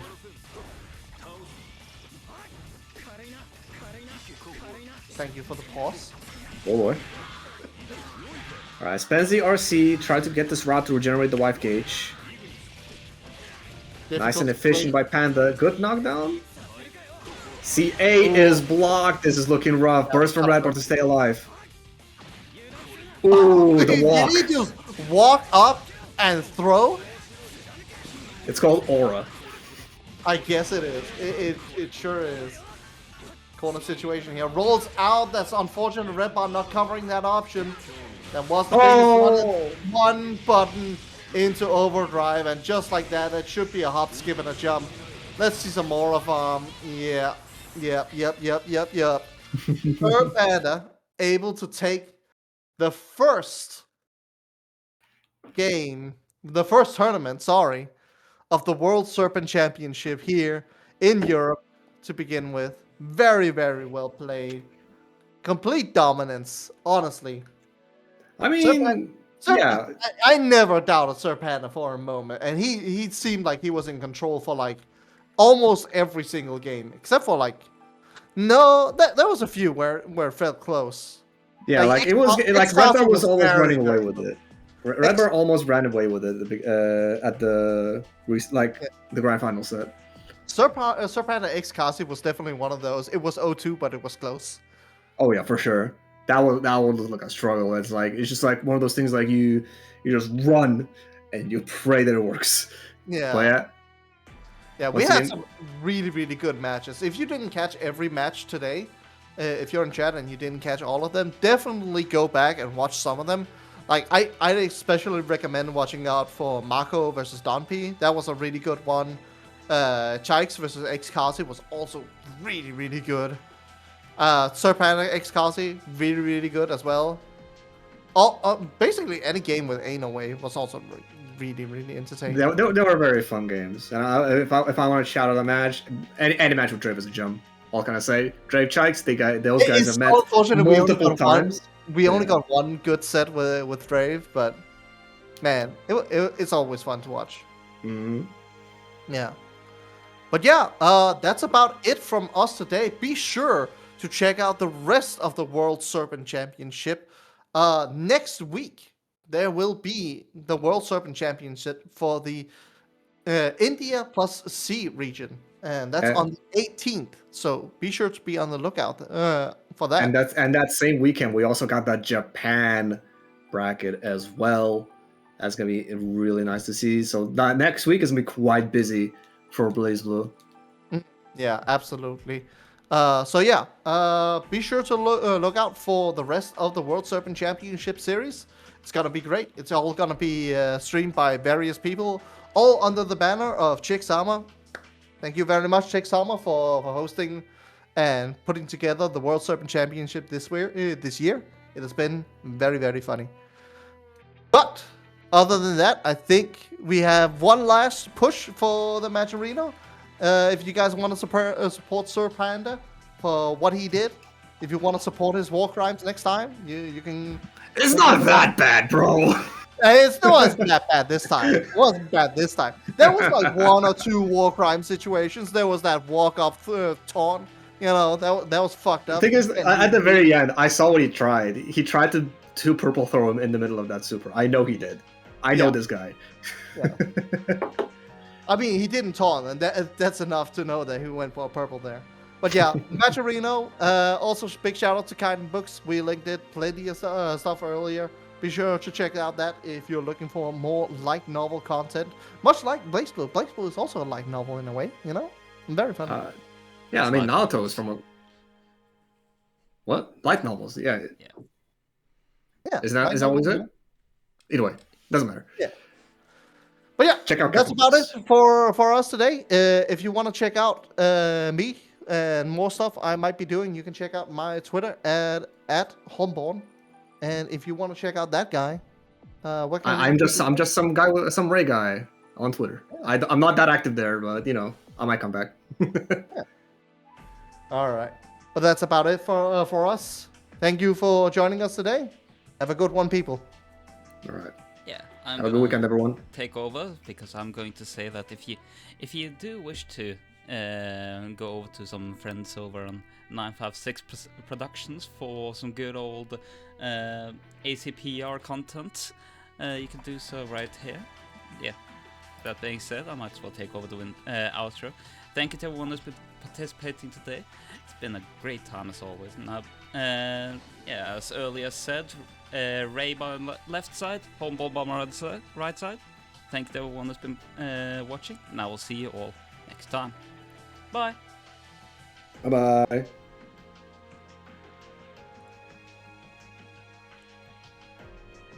And we're done. Nice.